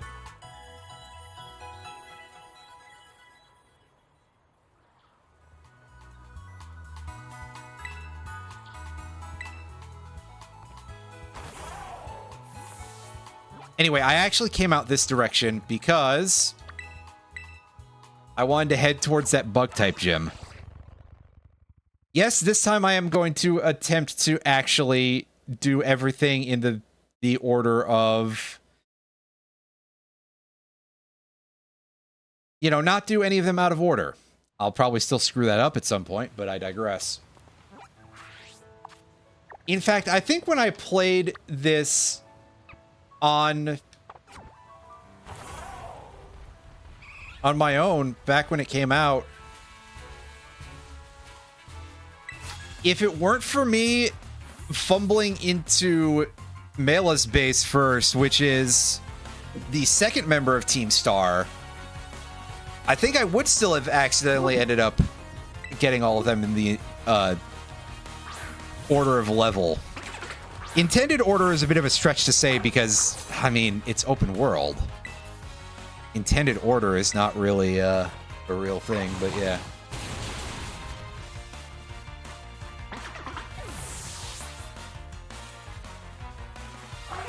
Oh, neat.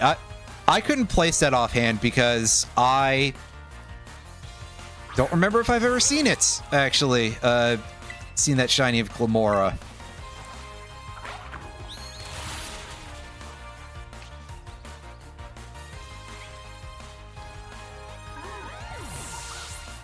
As Drifloon basically explodes on us when we hit it.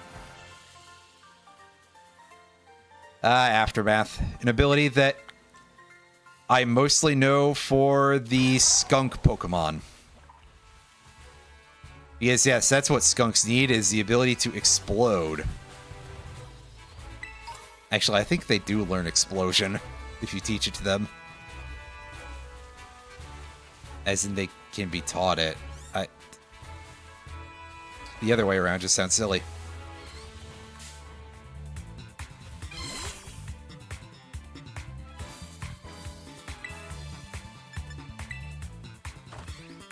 Yes, exploding skunks. That's exactly what anybody needs.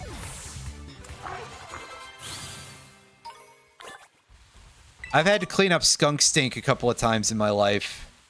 Thank goodness not alone, because I think that would have been an impossibility, because, well, we used to live in an area where they were a little bit more frequently seen roaming around the city.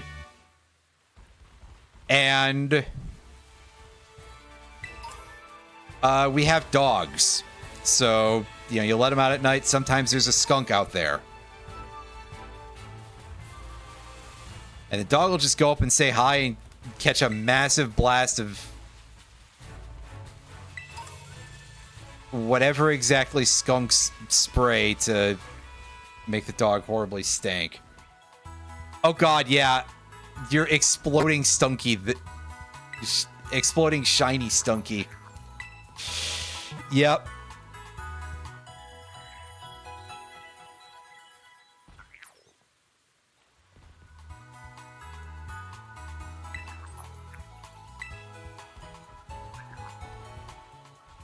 Where's Poochie?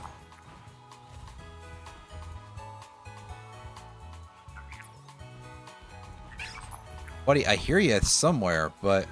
Oh! Hanging out under the stool. Hey, why not? Obviously, I can't get on the roof of the place yet, so if that was where it was, that would have made me really sad. Thankfully, it'd be completely regular feelings about it. And yeah, exploding shiny Pokemon. That's always kind of the dread with quite a few. Well, obviously, quite a large amount of Pokemon can explode, so you see any of those appear as shiny, and even if you know that they're too low level to have self-destruct or explosion, in the back of your head, you're just going, oh, please, please, please. Yeah, no, I got what you were saying, more or less. Alright, so can we not kill this Gimmighoul? Yeah, we did a pretty good job of not quite killing it, so...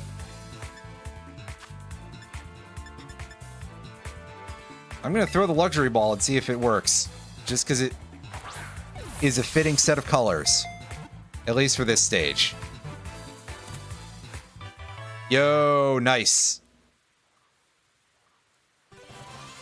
Now, as I've already said, I've got a nickname in mind for you, fella. Inside a treasure chest about 1,500 years ago.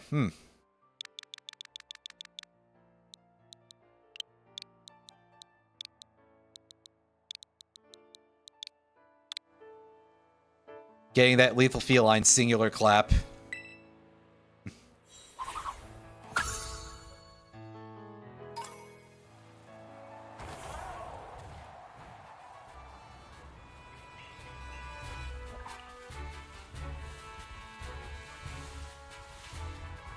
So what's this? Oh, it's too bright for me to be able to tell. Is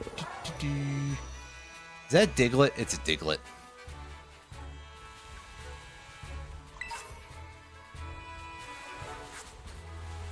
I love Diglett, but I already have a Diglett, so I'm not going to try to catch that one. Oh, hey, look, Grickatot. Early stage of a very silly Pokemon indeed. Whoa.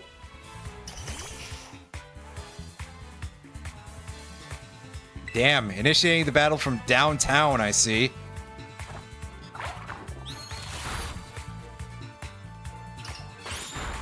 He's using that Jonathan Joestar Zoom Punch, I think. And you might be saying, how is Diglett using a fist attack of some kind? And the answer to that is that I seem to recall an interview where one of the Pokemon designers said something about, like, it was probably some sort of a joke, but someone asked what was actually underneath Diglett. And the guy said, I don't know, a hand or something. And so that's what I'm going with. It's just like, Diglett's just a hand underground. I don't particularly like that, though, but, you know, the sacrifices we make sometimes, right?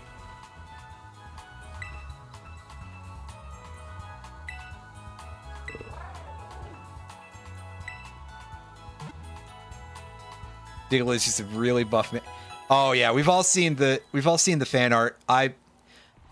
Somebody made like a statue of that famous image of Doug Trio. It's out there somewhere. I've seen it for sale somewhere. I just don't remember a whole lot else about it. And of course, I mean, nowadays with 3D printers and stuff, like, I'm sure that that's no surprise to anyone, right? Plenty of folks could probably do something like that in their own time, too.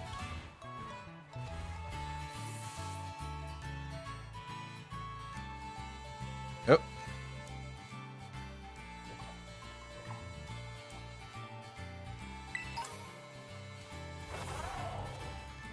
That's our gym building. Mostly, I was there picking up an item first.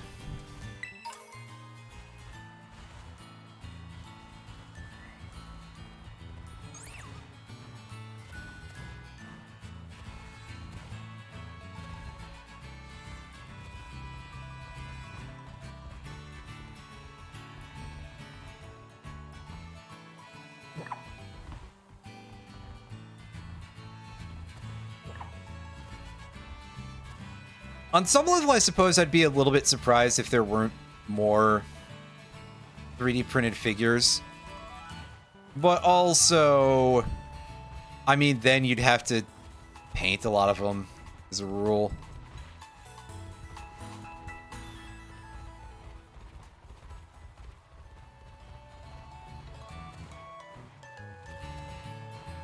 It's okay, just use a 3D printer to bootleg Warhammer 40k miniatures, right? Clearly that's the way. Actually, now I'm curious if that's a thing that I can find much of on any of those 3D print sites that have any of that stuff.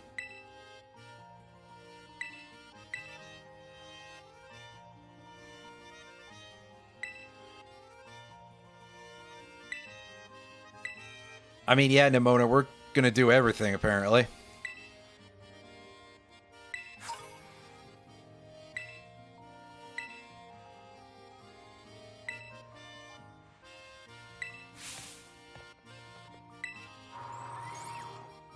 Off she goes. Yeah, we got some Cricketot in there.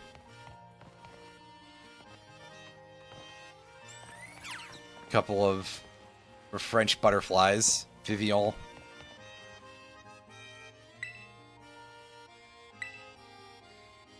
Cricketot, the early form of the legendary diddly whoop. It's an incredibly silly cry, to be fair.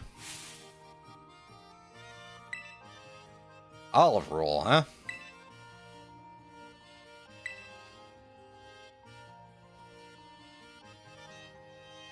Roll an olive shape. Oh, I do sort of remember this. Yeah, so a lot of the gym challenges are not just, hey, go fight trainers. They are little mini games and stuff in this game. Oh yeah, it has a very silly yeah, it's a pretty good sound. Where on the map are we? Oh, a shocking amount of distance away, actually.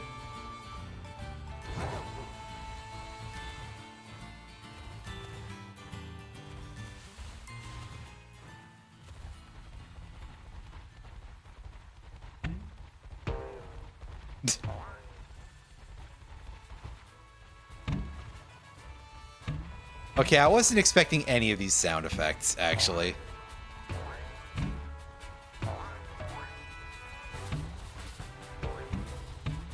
I think I played quite a bit of this game without sound the first time because of some reason or another. Also, we have to actually go and talk to this person first, don't we? Well...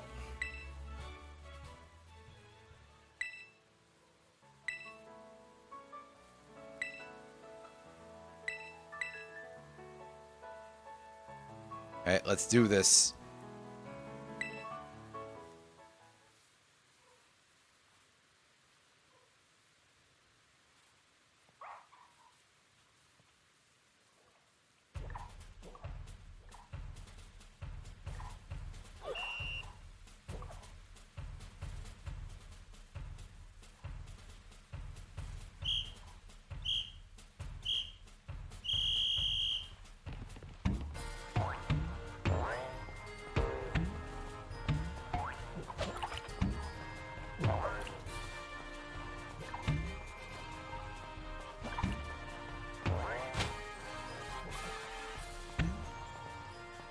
Yeah, I don't think there's any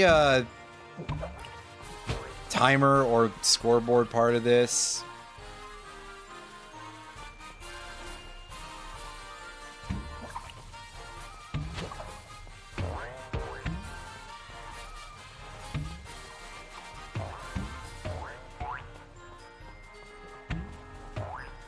Let's see if we can't get this thing over this one. I mean...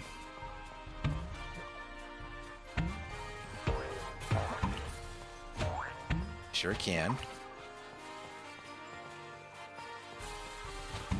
And then we can fail to keep this thing moving around a position like that. Only slightly embarrassing. Everything is fine. Everything is fine.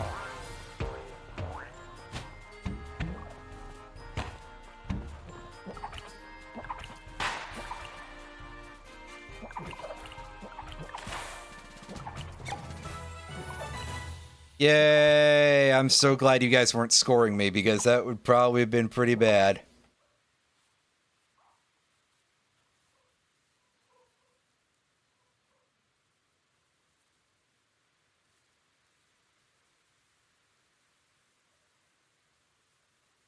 You still loading there, game?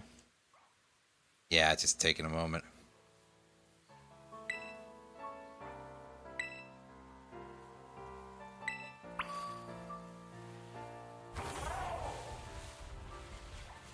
Oh, hi, guys.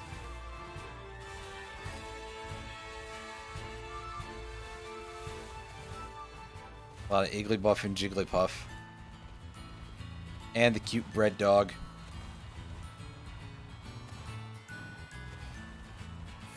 Didn't see any Chansey or, well, baby Chansey rather, but...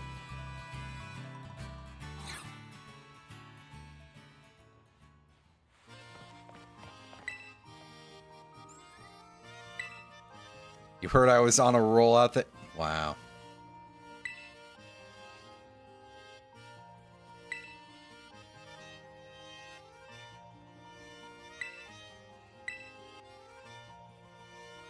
Okay, let's do this.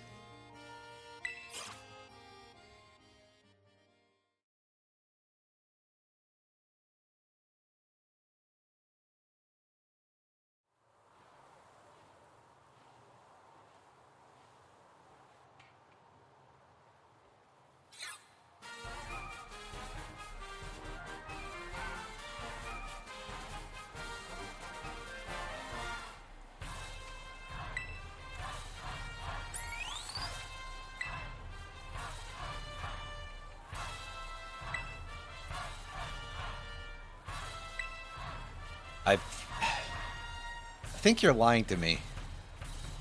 Anyway, this is Katie. Here's our bug-type gym leader. Ugh. Choked on my words a little bit here. And she's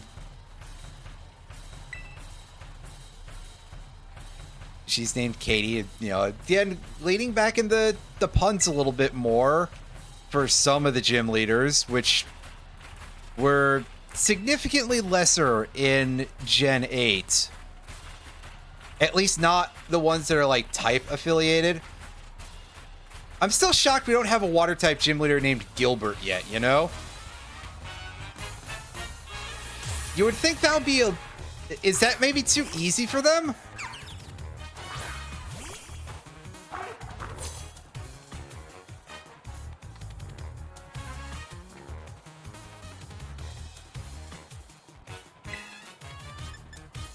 Or do they have to step up again and make it Gilson? Gilson v. Pontus.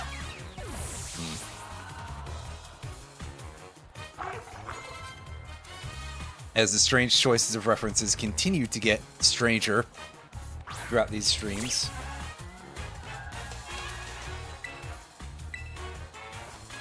Now, unfortunately, Tarantula is a little bit outdated at this point. Should at least be Spite Ops by now. Eesh. Now, lastly, she's going to send out Teddy Ursa. And here is where we get to see the gimmick of the gym leaders in this generation, where their last Pokemon doesn't match the type that they use, except, oh wait, yes it does, as we're about to see. Because after we activate our Terrastal,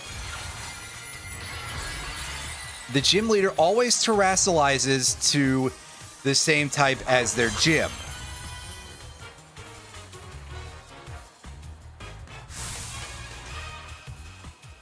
So, Katie is turning her Teddy Ursa into a bug type. This is... I don't think this is a very interesting use of this gimmick for these purposes. Like, I guess maybe I might be more bothered if the gym leaders weren't along type lines, but I don't know. Regardless, we get to see exactly one use of this in a creative way, with Iono having a Miss Magius that she turns into electric type. Because Miss Magius has levitate, pardon me. I screwed up the name of the ability at first.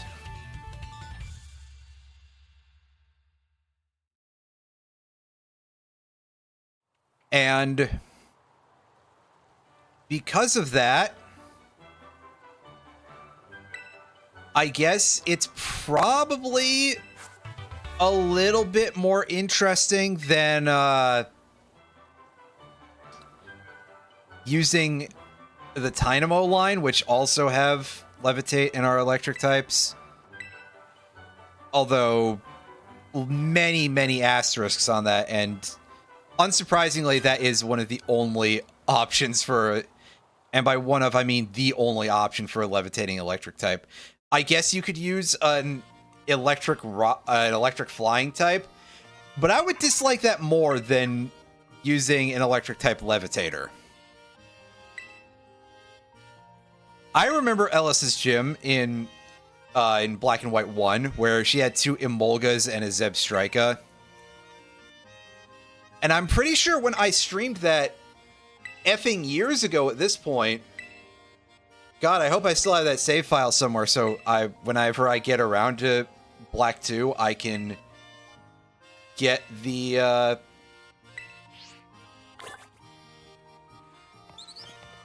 thing for playing both versions of the game. But I'm pretty sure when I streamed Black 1 on this channel, I did kind of rant about the fact that I don't like that for just that one specific thing.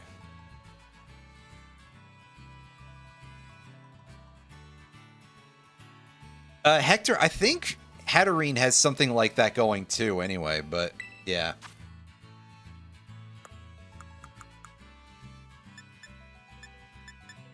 So, setting all that part aside, yeah, nothing can learn low kick. Maybe when Steenie evolves, I teach Confuse Ray to our bird, which I don't really want to. And I can teach it Pounce, but only that can get it. That's not a good use of Pounce, but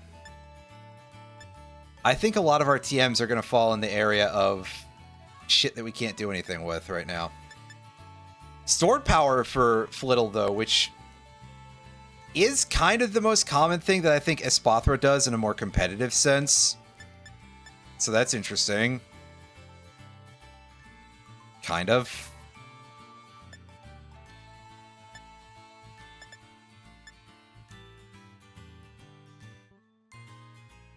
Yeah, more or less. Actually, does the Salt Rock learn anything fun? Not out of our current TMs, that's for sure. Although I guess we don't have a whole lot yet, so... We can go take a look at the place over here. At the TM machine. I always forget that it does actually write out technical machine. Hit X and what do you got available, Knackley? Protect, Endure, Rest, Helping Hand, and Flash Cannon.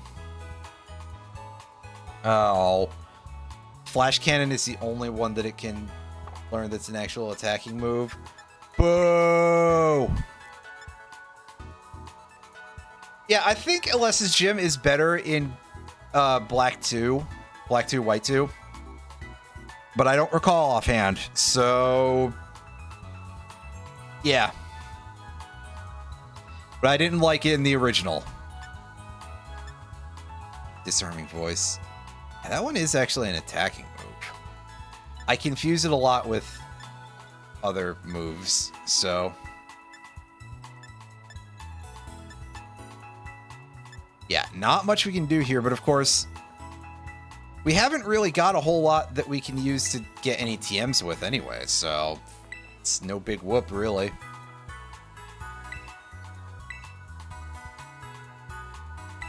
Oh, first entry to Pokemon was Pearl. Oh, that's a little rough. Yeah, Cynthia is, at least in Diamond Pearl, extremely hard.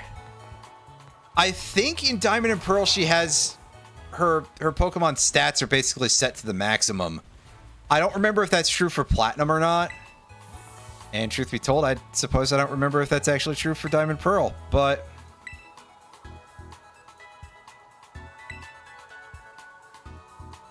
definitely, Cynthia is far and away the hardest champion in the entire series.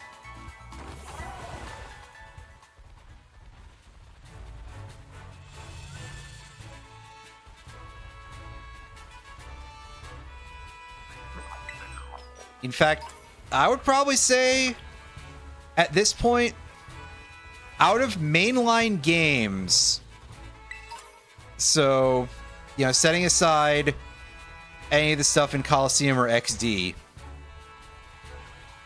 hardest fight in a main Pokemon game, with maybe some of the like post-game bosses occasionally being a little bit nastier. Yeah, Lears, it ain't pretty, to be fair. I think I spoke on that a little bit. Now, I've said before that I'm not really a very, you know, person who cares too much about graphics. But this sort of hits the exact sour spot for that sort of idea. Because, sure, I'll come out here and say all the time, yeah, games don't need to look better than the PS2. And these are not the kind of assets that you would see on the PS2. There's actually too much resolution to these textures. And there's too much detail and stuff like that. But the models are occasionally slightly off, and you have frame rate that is honestly not the most stable. And it suffers from very serious problems of the further away things get, there are dropped frames that get a little bit too easy to have attention called to them, so maybe the draw distance needed to be lower, actually. So as far as did they fix it on the Switch 2, Lears? Well, first of all, I don't have first-hand knowledge for reasons that you might be able to understand. And secondly, my understanding is that I've heard from people that they did not. However, a hell of a lot more Pokemon spawn, so it is still using those, that better hardware. It's just that it's prioritized completely wrong.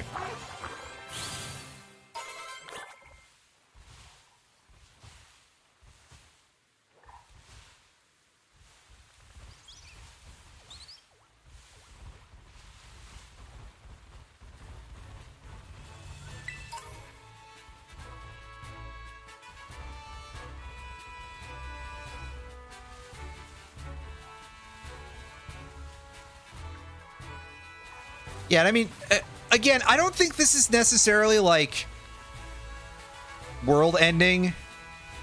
It still mostly works. There's just a couple of places where it chokes the chicken a little bit. I've seen worse out of better games.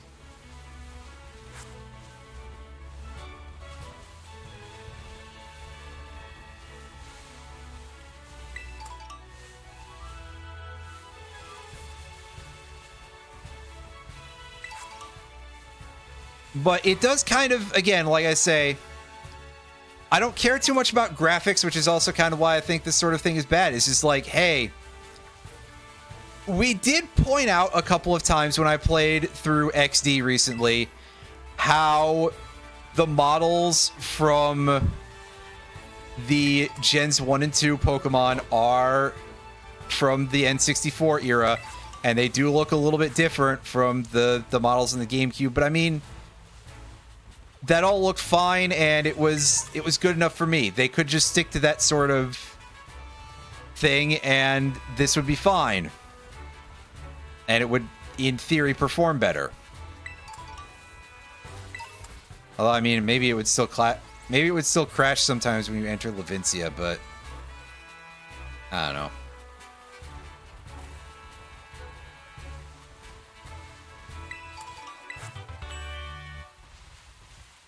Ooh, Acid Spray. That's a pretty good move that I'm sure nobody in my party can learn.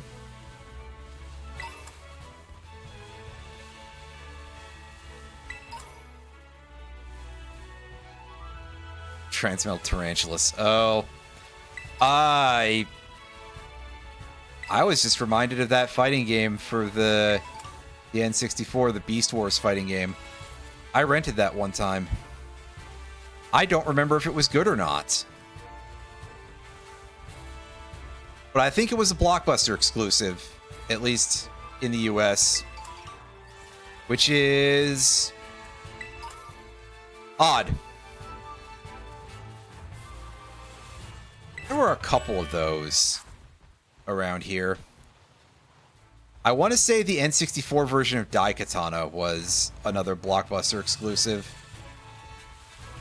God, now I'm just full of regrets because I remember back when I used to go play Magic at a card shop over in Aurora, or maybe it was Naperville. It was one of the two, called Graham Crackers Comics.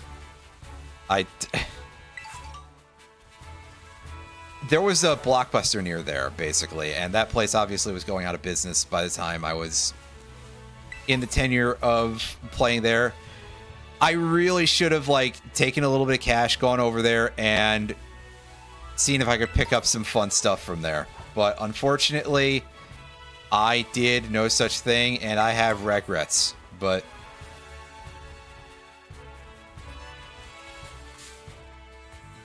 wouldn't be the only thing I have regrets about.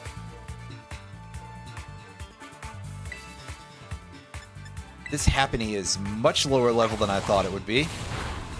That's unfortunate, because it's not really worth a whole lot of experience then. It's such a wholesome name for a hobby shop. I mean,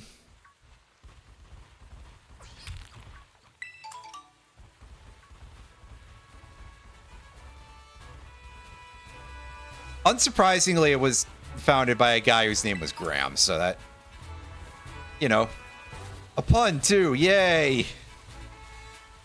That sounded a little bit meaner than I meant it to. Whoops.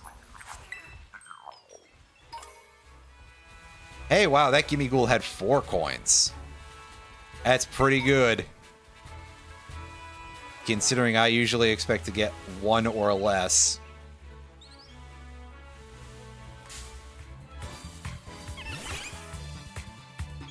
But the one of the main things that I remember going to that place is I remember picking up a playset of Mana Flare from there for, like, I'm pretty sure they were $1 each. So $4 for 4 Mana Flare back in the day, that would have been really good of a deal. I mean, at the time, I'm pretty sure that I technically overpaid by, like, what ultimately doesn't really matter that much. It's $4. Jesus, get over yourself, Delia. But by the time I was heading out of Magic, well, okay, a little. By the time I quit Magic, yes, they would have been worth a little bit more than that. By the time I actually sold my stuff off, they were not, because Wilds of Eldraine had come out by that point, and the bonus sheet one was available and had tanked the price, which, good.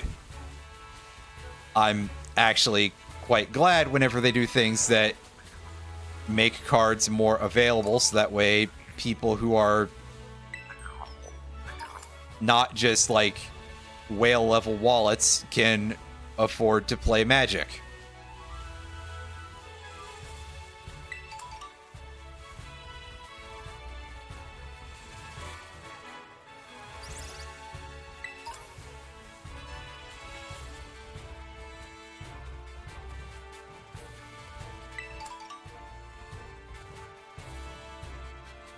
You know, I think that hobbies should be a thing that people can afford to do, because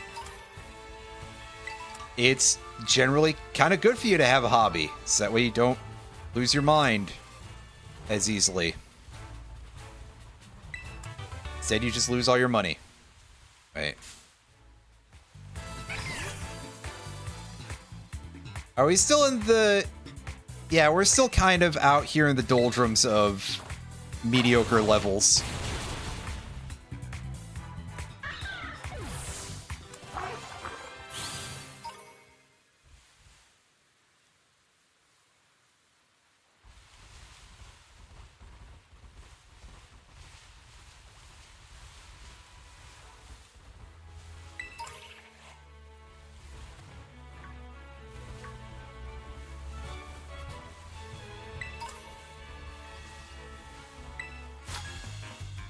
What level is this random trainer at? Probably about the level of the wild Pokemon, as I would expect, but hey.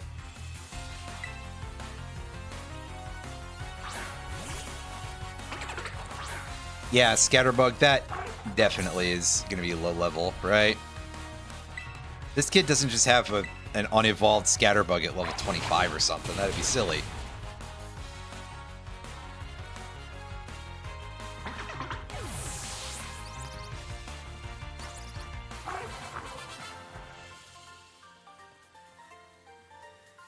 Although the kid does have a little, like, Tauros face on his shirt. At least that's what it's trying to be.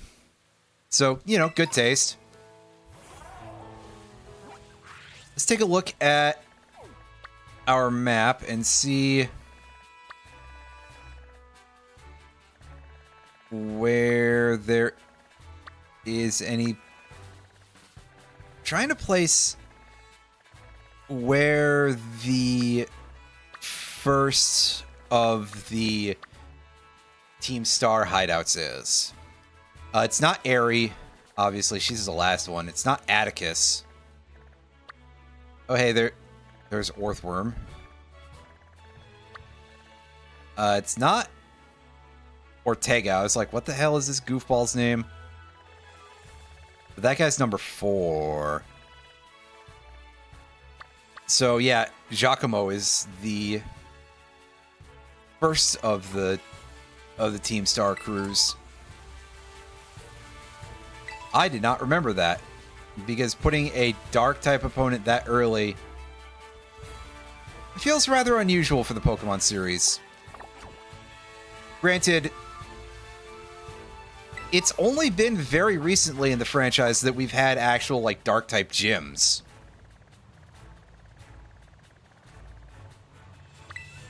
Now, before we go actually attempt to take on Brassius and see the frame rate go all to hell during his little gym pre-battle challenge thing, because, oh boy,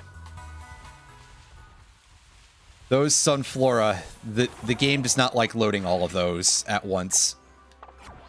Who knew that Sunflora had, like, that level of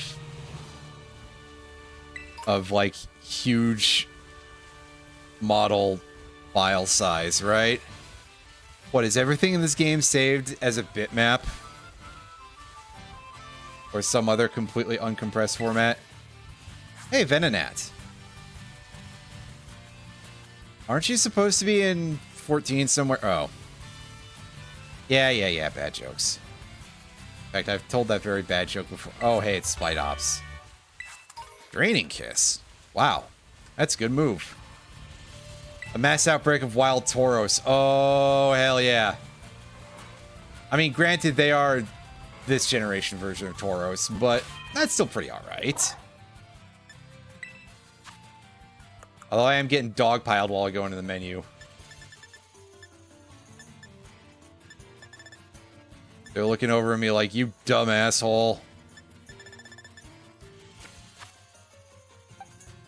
Alright. You get to the lead of the party. I thought for sure I was going to have to fight one as soon as I got out of the menu. Turns out the answer there is not, actually. Yeah, they're doing what Tauros does best, and they're bull rushing me, but thankfully it seems that they all managed to overshoot massively, so in the end, not so bad.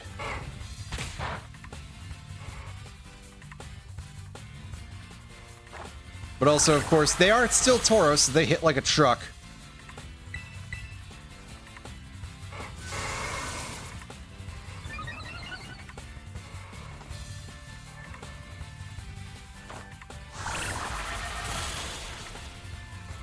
Oh, just barely not a kill. Let's just go for that quick attack. That should cover us. Yeah. Excellent.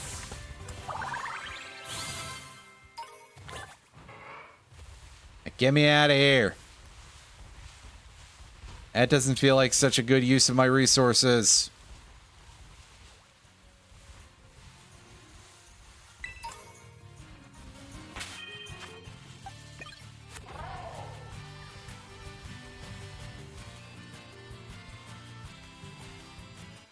Are you again?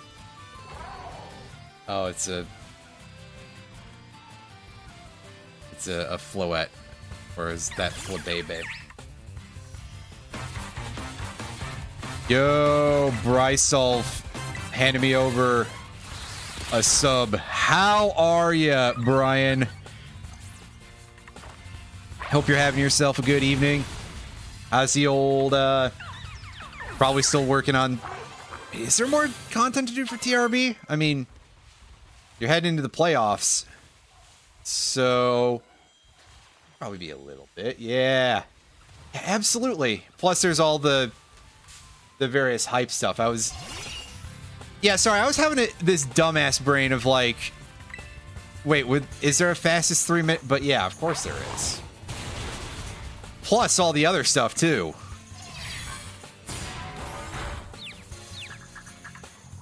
Oh yeah, that good old Subway Massacre in one of those the Matt Dickey wrestling game. Oh heck. We hurt ourselves in our confusion. Well, I don't need the help with that game. Poison powder. Dang it.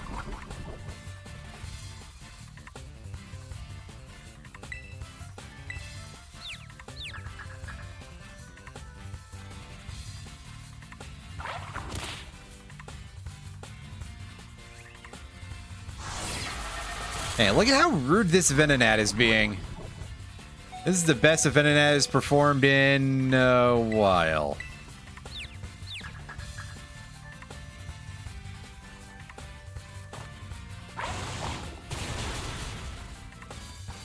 Very nice. Sounds like a good time, Brian. Well, just hope it doesn't lead up to another repeat champion. Come on, it's early in TRB's lifetime. How many of those do we need, right?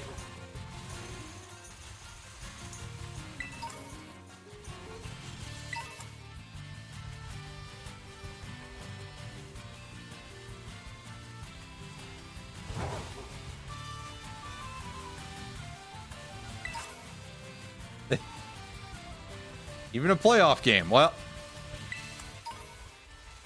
listen, all I can say is if we had the Oilers as the champions 3 out of the 5 seasons, that'd be a little bit.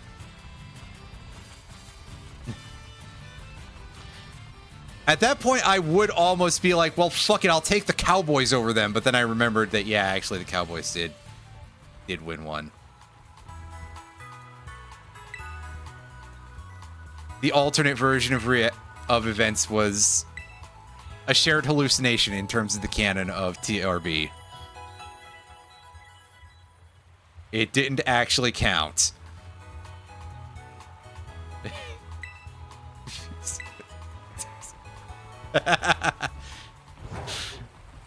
Oh, man.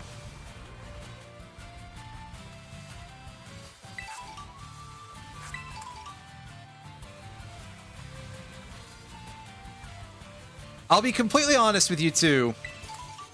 I wouldn't have expected the Oilers to be the first ones to become the evil empire. Maybe the second. But...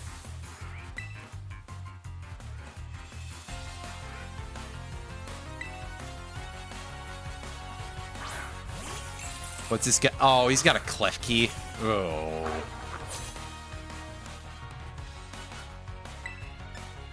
That's a Pokemon, all right. Klefki being probably the most divisive Pokemon design in the entire series, if I had to guess.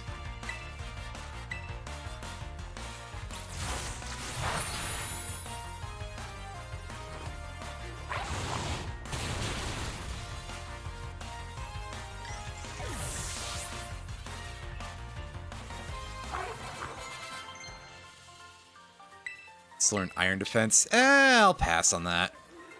And this time I'm doing it on purpose and not just because I'm pressing the wrong button like an idiot.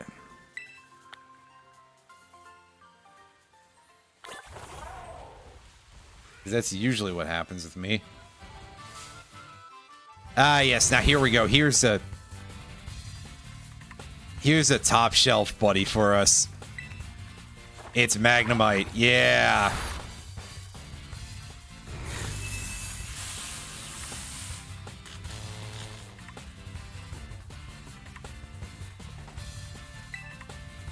Yeah, which admittedly is probably what I would have expected much sooner. Is that we would, in fact, end up with Give Rings Niners save time. Ooh, ouch. This guy's hitting us pretty damn hard. But I feel confident that I can catch this fella now.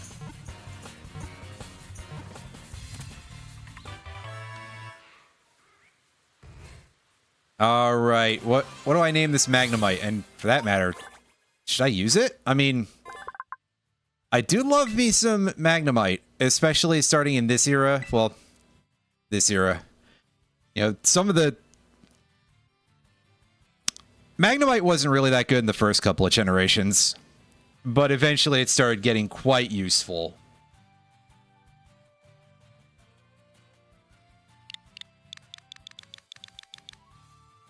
Granted, you really only got it in the power plant in Gen 1, so, like, by that point, you didn't need it for any of the utility that it could bring to a playthrough. A regular playthrough.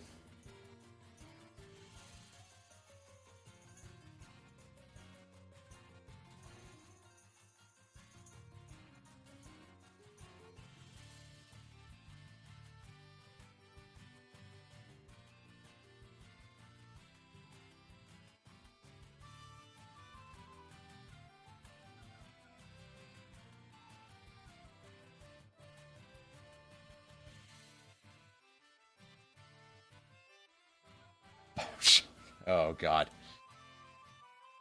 One of these days I gotta play Bioshock 2, don't I? Don't know how I feel about that.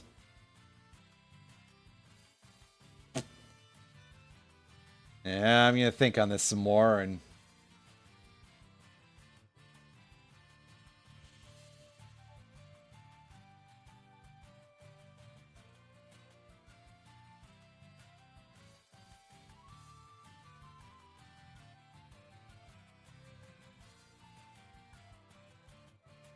see if I have an idea.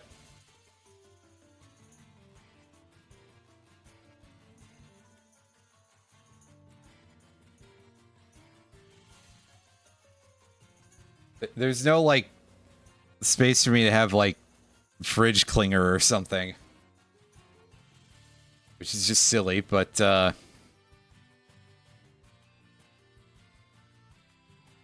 I've got an idea here. We'll go with, we'll go with me fucking up and pressing the wrong button again, but I'll fix that in a second. After I get over to a... Oh, no, I can edit them from, like, inside of my party, I think.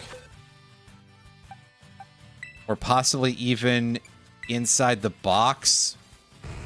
Yes, okay. Now, one thing I like to do with them is just have some sort of name that is somewhat magnet-themed in general, so... we'll name it Gauss.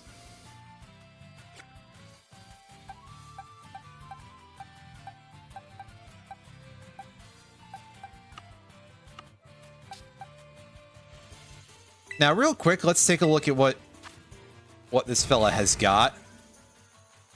Moves-wise, we've got Thunder Wave, Electro Ball, Gyro Ball, and Spark. Can we learn some more specially oriented electric moves? I know, don't click forget until we can actually look at stuff. Well, I mean, we can learn Thunder Shock.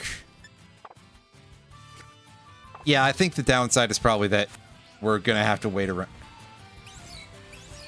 I could probably feed it Flash Cannon. And then I'd have something with a good Steel move. Which isn't usually a very high value thing, but it comes in handy against a few fairly specific opponents.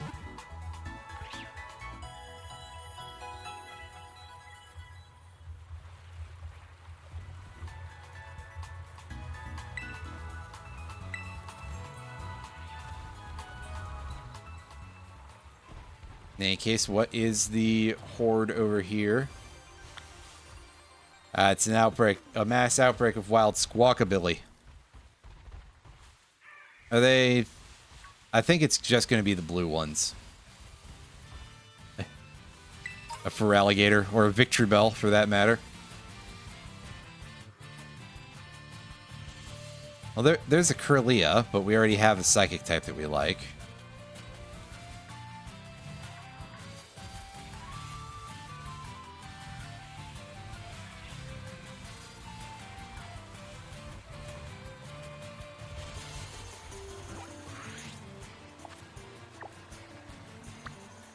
In any case, let's go over here.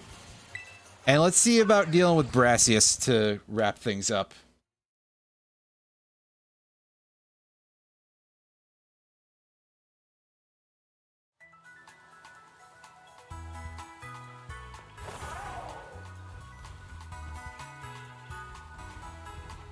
The old Brassica.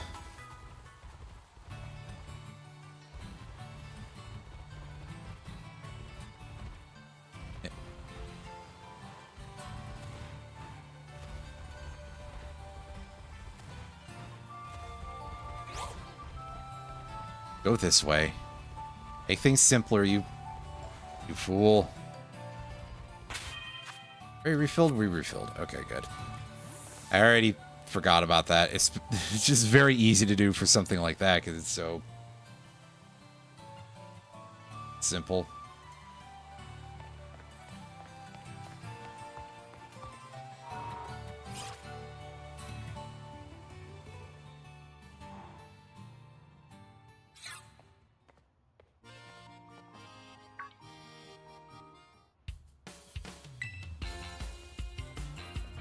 Oh, wow. Also, wow, those have separate ban lists?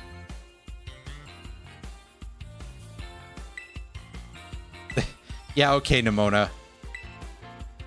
Whatever you say.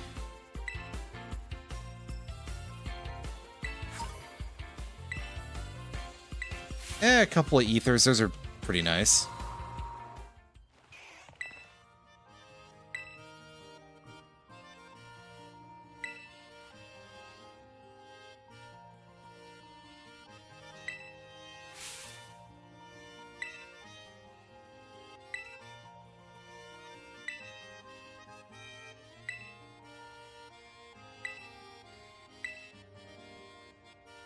Find 10 Sunflora and bring them over to a place where they will definitely have some very interesting effects on the visuals.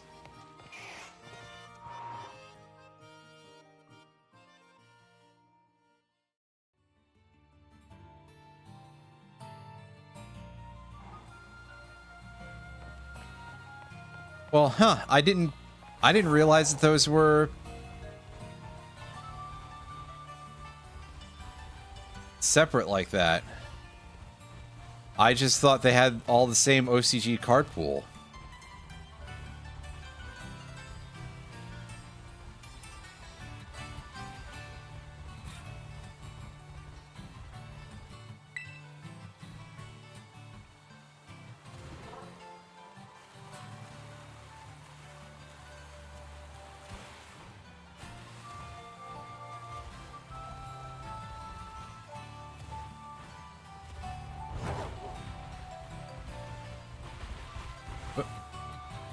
Camera angles.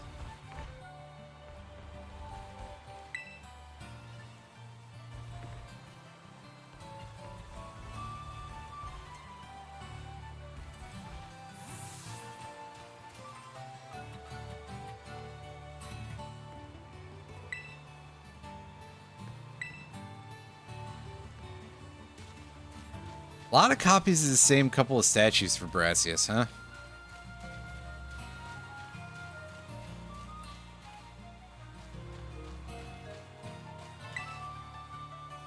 I don't just have to talk to the Sunflora statues to get some of them to pay attention, do I?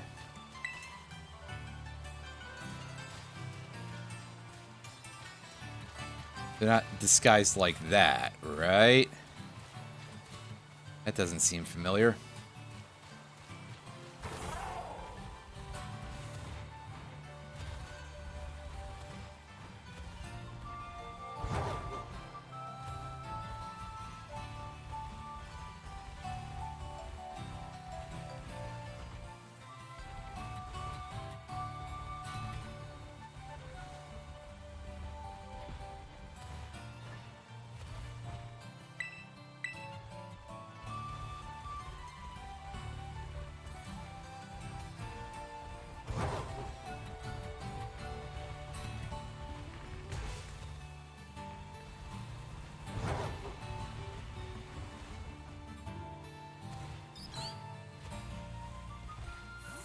What if I just fed these guys sunstones? Oh. I don't think I have any of those, so.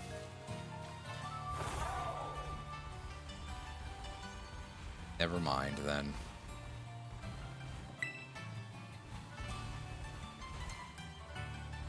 Just have to make sure that that's not the way it works.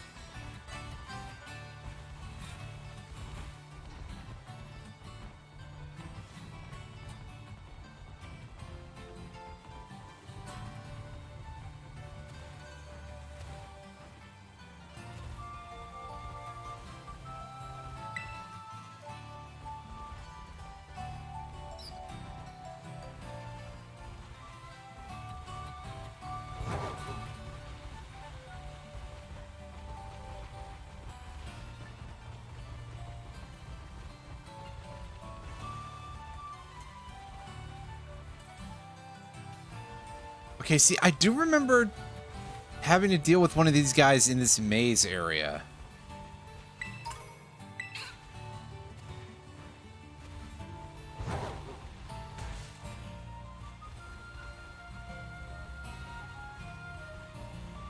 I mean, it's possible. I don't know exactly what it's gonna be yet. I see, it's just a statue.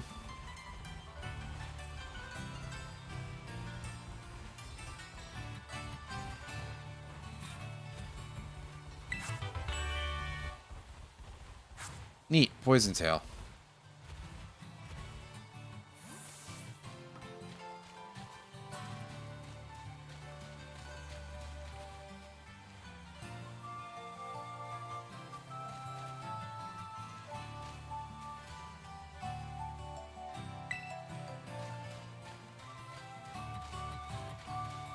Okay, yeah, I don't know where any of these are.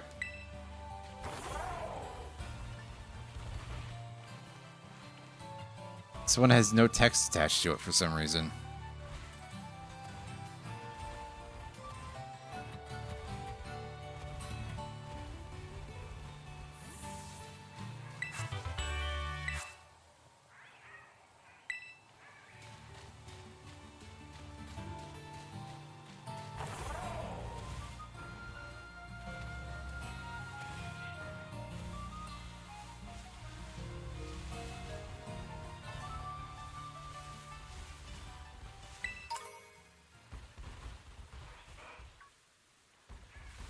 Yeah, I wasn't sure what the goofy noise was, but it was that.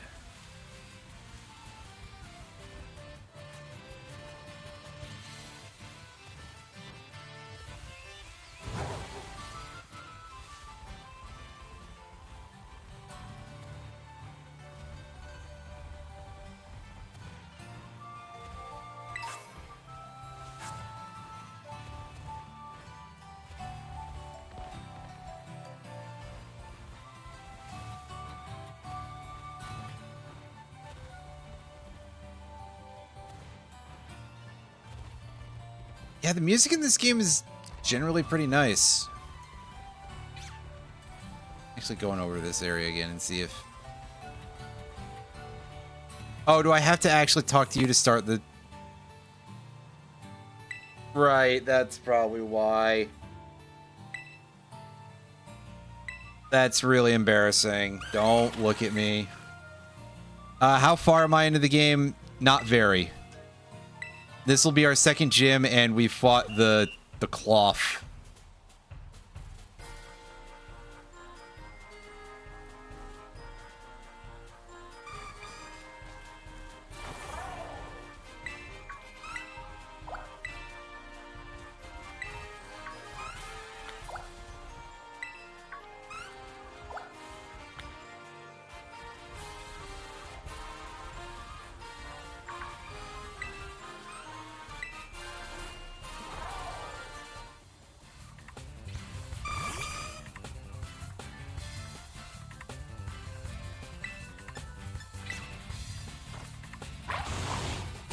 Fainting this just seems rude, but maybe that somehow pacifies it to enter our little party here. Oh, we did get a sunstone out of that. That's pretty good.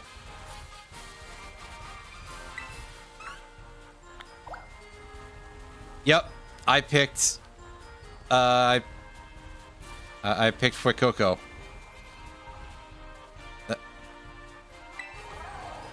No, I just wanted the item. I can wait for that. I usually pick one of the water starters to start with, but this is a generation where all the starters are really good, in my opinion, and also I don't require a water type Pokemon to proceed in the game because HMs have been retired.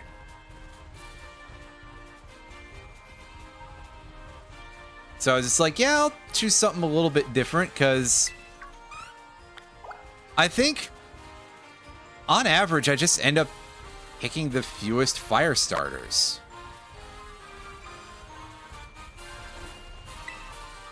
I'm not sure how it happens that way. It just does.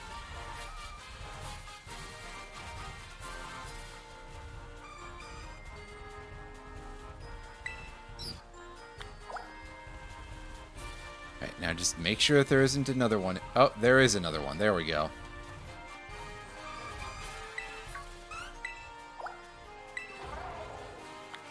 Alright, let's go.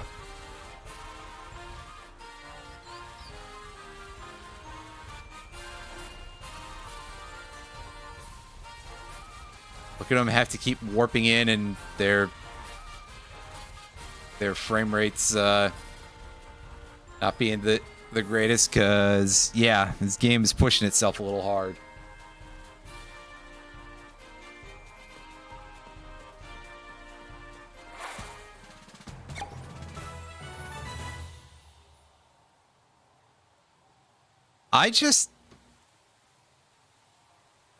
Yeah, at some point I just sort of settled into picking the water starter.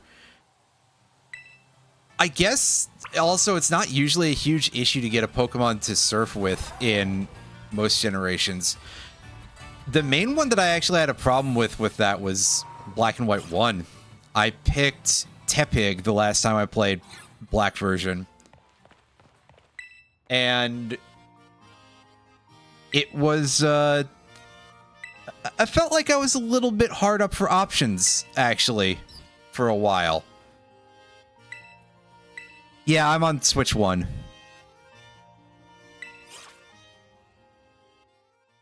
So this is definitely performing as you would expect.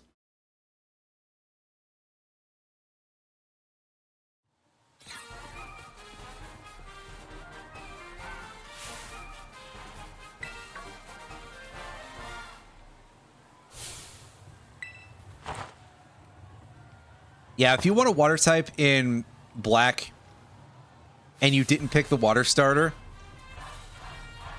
it's basically either you pick up Timple and evolve it,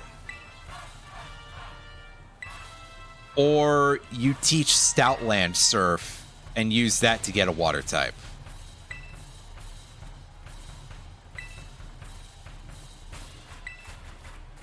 And I wasn't completely happy about those options.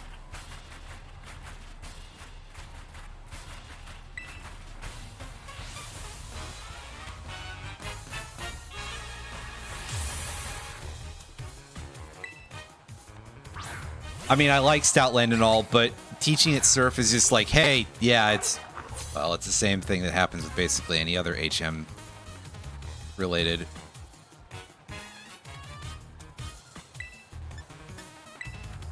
thing. Where it's like, oh, yeah, now I've taken away a large amount of my moveset for the Pokemon. Because Stoutland really does not use Surf very well.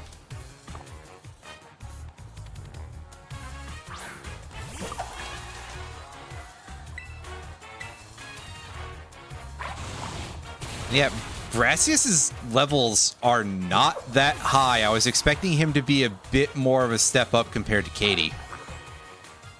but that really does not seem to be the case. And I do love what he does for his final Pokemon. This is pretty cute. Like I say, the Terrastal thing isn't really used the best with the gym leaders, but they have some fun with it occasionally. Because he turns his rock-type Sudowoodo, the fake tree, into an actual grass type. That's funny.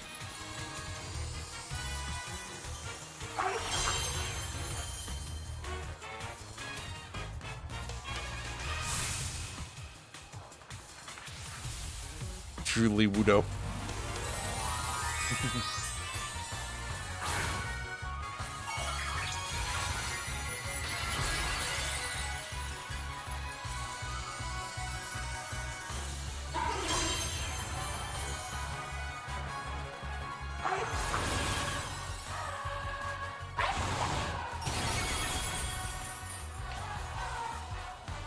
It does, however, manage to hang on by virtue of its sturdy ability.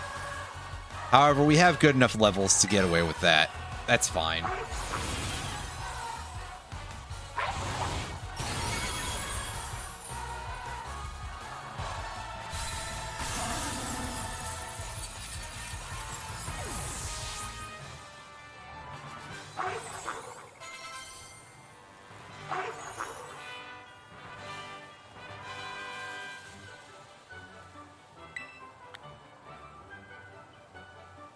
Excellent.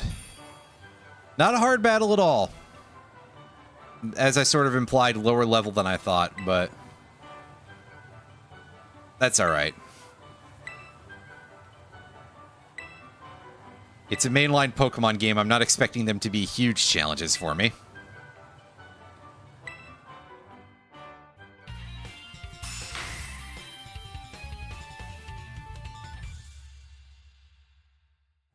Now, again, the Coliseum games, those are a bit bumpier of rides. And any fan games, ooh, those can get monstrous. Anyway, he gave us TM for Trailblaze. I don't know if any of our Pokemon can learn that, but it's a nice move. Hey, you.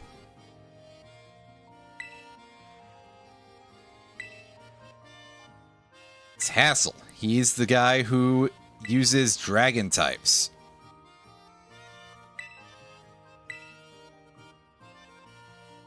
For fun, I guess.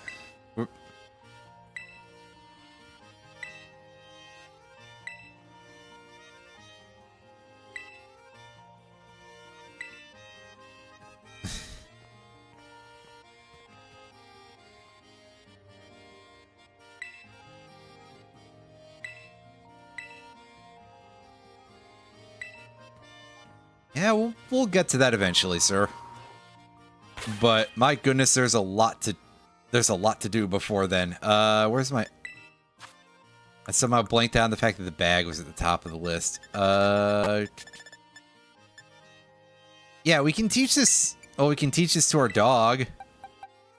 That's cool. It teaches Steenie too, which kind of makes sense. But we'll worry about that next time.